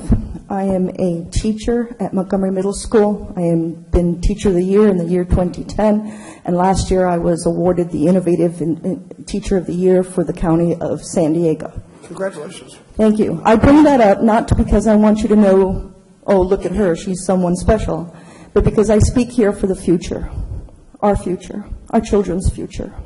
And when we look at the process that we had to go through when we went before the Planning Commission, and we went through 2 Planning Commission meetings, I hope you're aware of that. And the fact that we are now standing before you, the City Council, and you as our elected representatives, we hope that you have the voice that we were certainly denied, or felt that we were denied when we were trying to give our point of view at the Planning Commission meeting. So I ask you that as I speak and bring forth points and talk about this project, please ask me questions and give me the same respect that you gave Mr. Bender, where you gave him more than 3 minutes and asked him very, very important questions about this project. Because there's a lot about this project that has not been talked about a lot in detail. Mr. Bender talks about how he's had a lot of give and take with the staff in the El Cajon Staff Department, the Planning Department. But none of that has been done with the citizens or the neighborhood. We did not know about this project until we were notified 10 days before the Planning Commission meeting. And yet we prepared. We did everything we could to find out what was going on. How can we represent our neighborhood? How can we protect what is the future of our neighborhood? And we did. And at that Planning Commission meeting, it just stopped. They could not come to a decision. It wasn't even a 2-2. We even heard from the own city attorney, who was representing the city attorney at that time, that they didn't know what to do. Something had to be done. The next thing we know, they tell us, you're going to have to come back. It was very disheartening to know, is this the process? Did something go wrong? It caused quite a bit of suspicion, and what do we do next? So we worked harder. We studied the housing element. We've read it backwards and forwards. We are regular citizens. We have not been trained in planning. That's not what we do. But we love our neighborhood. And so we came up with reasons why, not just because we love our neighborhood and it's not good for the general welfare, but we have specific reasons why. We know that according to some of the environmental impact, the CEQA exemption that's being asked for, that no one has mentioned any reason why should we do that CEQA. When the staff planning says, open your windows to allow fresh air, that will alleviate some of the environmental factors. That's actually written in the project that was given to us. The fact that you bring up the project sound and noise, we know that have been told that a large hospital is going to be built there, and yet what kind of protection has been given to these new residents? They don't even know what could be happening if they're not protected before us, if we don't help protect them, the new residents. So I know the light is flashing. I know my time is almost up. Please do not be swayed by that picture. That picture is not truthful of what's actually there in that community, because that was used against us also. Oh, look at all that density at the north, at the east, the west. It should be just fine. That's not what it is. Please ask us questions. I ask you, is there anything you need to know specifically? Because there was a lot in this project that was not discussed. And please don't set the precedent. Let's take one lot. Let's take one lot. And let's put 5 units, 10 units, 30 units. Let's do that. Because we need more houses. Because we can. Let's not do that, please. We have to end. Thank you. Thank you. Pete Saradakis.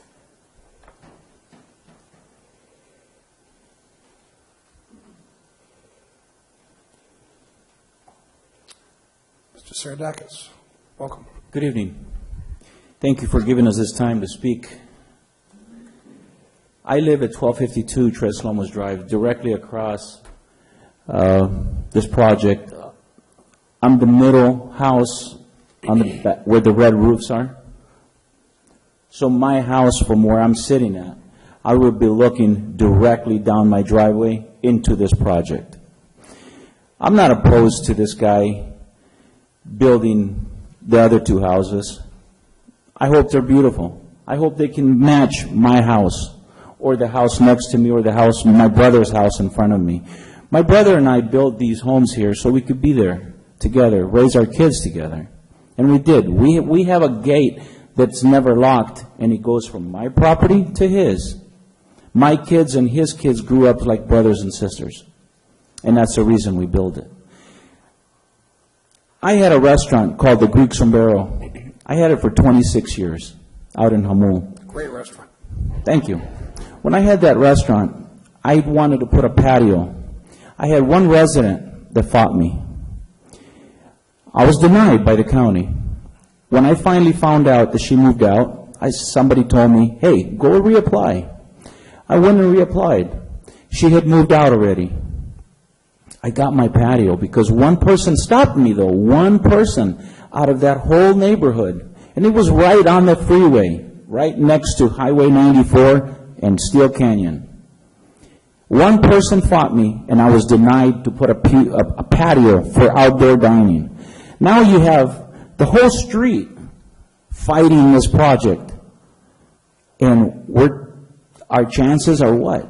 For our whole street representing us here tonight, saying no to rezoning. He could come in and he's building his 2 homes. We're welcoming it. But why 5? If we allow these 5 homes to come in, how many more lots are we going to allow on that street? Because there's more lots on that street that are 1 acre. So if we put 5 here, 5 in the next one, we're going to end up with 30 more houses on our street. We don't have 30 houses now. Are you going to deny the next door neighbor that's going to say, hey, I want to put 5 houses in mine? You can't deny him after this gets approved. So we'll end up with 30 more houses on our street. I really don't think it should be. It's not fair to us that have been living there I've been there, I built this home from nothing, my sweat. That's what I'm going to get. If he's going to sell that house for $400, where is that going to drop my value down to my housing? What is it going to do to my value? That's my retirement. That's where I'm planning to live till the day I die. So, thank you very much. Yes, sir. Sir, what's the square footage of your house? 2460. And what about your lot size? It's roughly 17,000, I believe. More than, I don't know. I've never really. Okay. All right. Thank you. Yeah, you can look at it. It's right there on the map. It's the second one to run right in the middle of the red roofs. Okay. Thank you, sir. Thank you. Thank you, Mr. Saradakis. Kathy, great restaurant. excuse me, Kathy Makris. So what's your last name, ma'am? Makris, Kathy Makris, Makris. I live at 1240 Treslomas Drive. Most of you may remember some years ago, a church wanted to build a hall on the 1 acre lot. It was on the corner of Treslomas and Greenfield. I don't know if any of you were on the city council at the time. A few council members came to visit Treslomas, and they agreed that it did not fit with the character of our neighborhood, and therefore 3 homes were built instead of the church there, keeping with the current zoning laws. What Mr. Bender wants to build on this property is not the same as a church, but there are traffic and safety issues still not being addressed. If you rezone this one property to allow special variances and setbacks, what's to stop the other properties from doing the same? Same thing everybody else is saying, possibly adding 10 more homes, special variances to each lot. Maybe I could get a special variance and build something extra next on the property line, but that's not going to happen.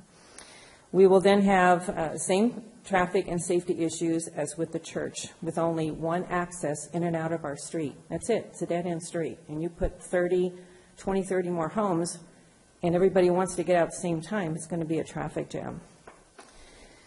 But Mr. Bender has the right to build 2 more homes on his property, which would allow each home to have their own private driveway that emergency vehicles can easily access if need be. Right now, they can't. I don't believe they can get down in there and turn around and be able to get out. I do believe it's going to be a problem. And if each acre added 2 more homes in compliance with the current zoning law, we will still end up with more traffic. But it will be manageable. It will fit within the character of our neighborhood and not be a safety concern. We moved to this neighborhood. We built our home. We have the one next to Pete Saradakis, that first one with the red roof. We built that from scratch as well 30 years ago. We wanted to get away from the apartment and the small home congestion in San Diego, where we lived for many years. Our office is 1 mile right around the corner, 3rd and Broadway. And, it's very convenient for work, and we've grown accustomed to it. We are hoping not to have to move and take our business out of El Cajon. We're really hoping to stay here, and we're really hoping that you'll help us, all of us. It's all of us together, one person. Mr. Bender only had this property a few years. We've all been here for 30-plus years. Thank you. Thank you, ma'am. Chris Makris. Mr. Makris, welcome. Good evening. My name is Chris Makris, M-A-K-R-I-S. And I also live on Tres Lomas Drive, 1240. Also moved there 30 years ago. In 1985, I found a piece of land for sale from a newspaper ad and came on Tres Lomas to see it. I met the seller, who told me that he had tried through the city council at that time to rezone his 1-acre lot to build 5 homes, but was turned down. It was only allowed to split his 1 acre into 3 lots of 1/3 acre each. So I bought one of these 3 lots, and it's one of those with a red roof over there. That was 30 years ago. Now, the reason I decided to live on this particular street was because it was not as populated as other streets were, and it offered me the lifestyle that I wanted. I think most people, when they are searching for a place to live, they may buy in a certain neighborhood because of the way the neighborhood is. Some may decide to live in a neighborhood with less noise and traffic. Others may like to live downtown with lots of noise and lots of traffic. There's nothing wrong with either preference. In my opinion, the duty of the city government is to balance the need for more affordable housing against preserving the nature of certain neighborhoods, and that's not always easy to do. So how can you do both? The issue raised by the Planning Commission last time was that California needs more housing, and therefore we think it's a good idea to rezone this 1 acre to allow 5 more homes. But my question is this: is it absolutely necessary to rezone this property? The current zoning already allows for 2 more homes for a total of 3. Isn't it reasonable for the developer to add 2 more homes on his lot instead of 4 more homes? So if you allowed 4 more homes, why not 8, 16, or more? Another point is the value of the homes. I've been in a real estate refinancing business. Now, every home in this property, it's valued at about $650,000 to $800,000 approximately. The new project is going to develop homes between the 450, they said, to somewhere around there. So it's guaranteed every property owner on this street, their value is going to go down about $100,000 when they try to refinance their home. Now, you can put, gentlemen, yourselves in that position. If this happened in your neighborhood, how would you feel if the value of your home came down $100,000, $150,000? I don't think anybody would like that. So let's first build on existing lots to the maximum of their existing zoning, and then we can look at rezoning other lots. This is my opinion, and thank you for your time. Thank you, sir. Manusa Saradakis. I agree with that. I have my time. Yes, I'm sorry. Thank you, Mr. Saradakis. Bob Coda. Yes, the card says I oppose, but he doesn't want to come up and speak. I understand your position. Thank you. I have another card. The speaker does not wish to come forward, but opposes the project. Carly Thomas. Thank you. And also another speaker, Bain Coda, opposes the project. And thank you. The last card I have is from Constantine Makris also opposes the project, but declines to come forward to speak. And those are all the cards I have at this time. Okay.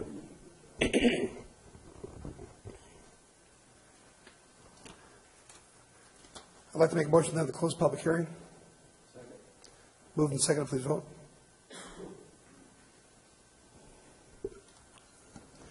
The motion carries by unanimous vote of those present, with Councilmember Goebel disqualified.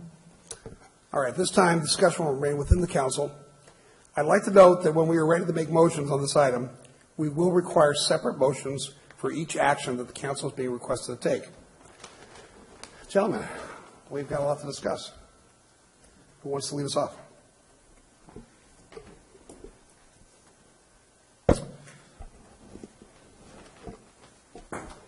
Well, I'm normally in favor of development and increasing density when appropriate. This is a rather unique neighborhood in El Cajon. It's kind of its own little enclave that has a certain look and feel to it. And what is proposed here simply doesn't fit that look and feel. I put on my real estate appraiser's hat, and I got a master's degree in real estate. I'd be really upset if I lived on that street and this project went in.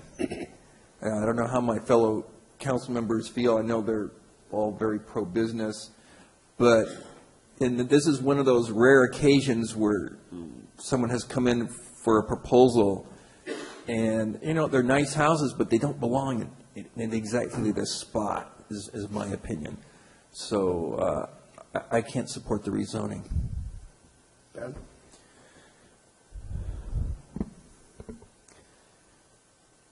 I am probably going to deny the rezoning as well, and probably urge you to apply for 3. As pro-business as I am too, I agree with Gary, and obviously heard a lot of the testimony here today. And I just want to let you know that I'm not basing it really off of what you guys said, not so much, because a lot of it is like hyperbolic, and I just want to be real with you. I know everybody has their feelings and all that stuff, but that wasn't the reason. I wasn't convinced by what you said. It was more so of what Gary alluded to, as far as the real estate market is concerned there, and putting that real estate hat on. So, but I do encourage you to apply for 3. Bob? Well, these are very nice homes, but as we heard tonight, the neighborhood is not 5-house lot neighborhood, and it's approved for 3, and they can do that without our help.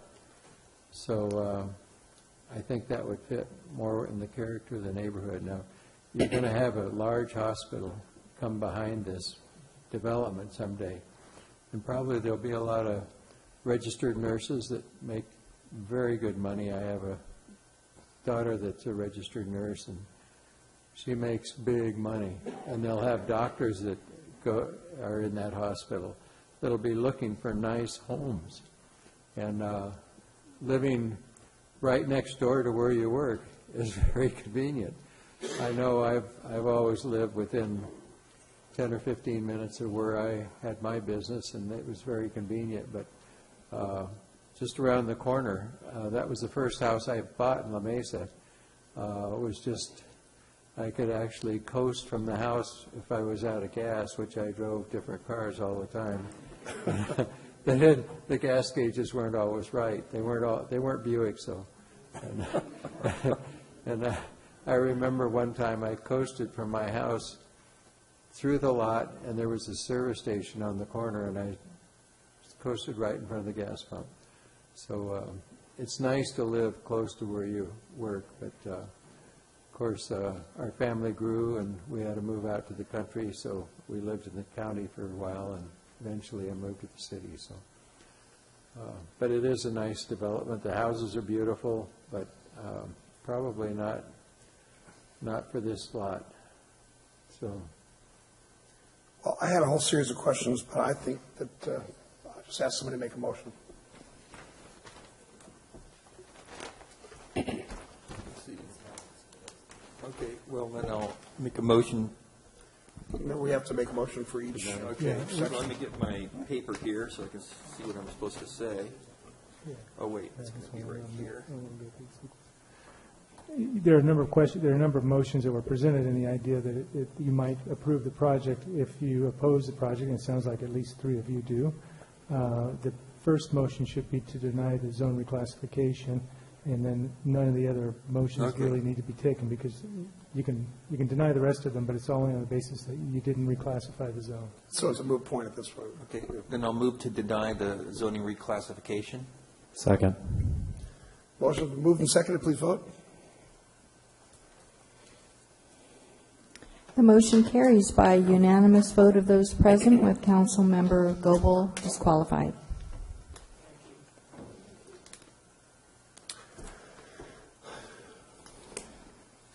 This brings us to adjournment. Before we adjourn, I would like to acknowledge the recent passing of Robert L. Cornett. Bob Cornett served as mayor of El Cajon from 1962 to 1963, and as a council member from 1964 through 1976, and again as mayor from 1976 through 1978. The city expresses its deepest sympathies to the family and friends of Mr. Cornett. The adjourned regular joint meeting of the El Cajon City Council, El Cajon Housing Authority, and successor agency, the El Cajon Redevelopment Agency, held this 10th day of January 2017, is adjourned until Tuesday, January 24th, 2017 at 3 o'clock p.m. And this is in memory of Bob Cornett. Thank you very much. did you know Bob? Did you know him? I did. Oh, yeah.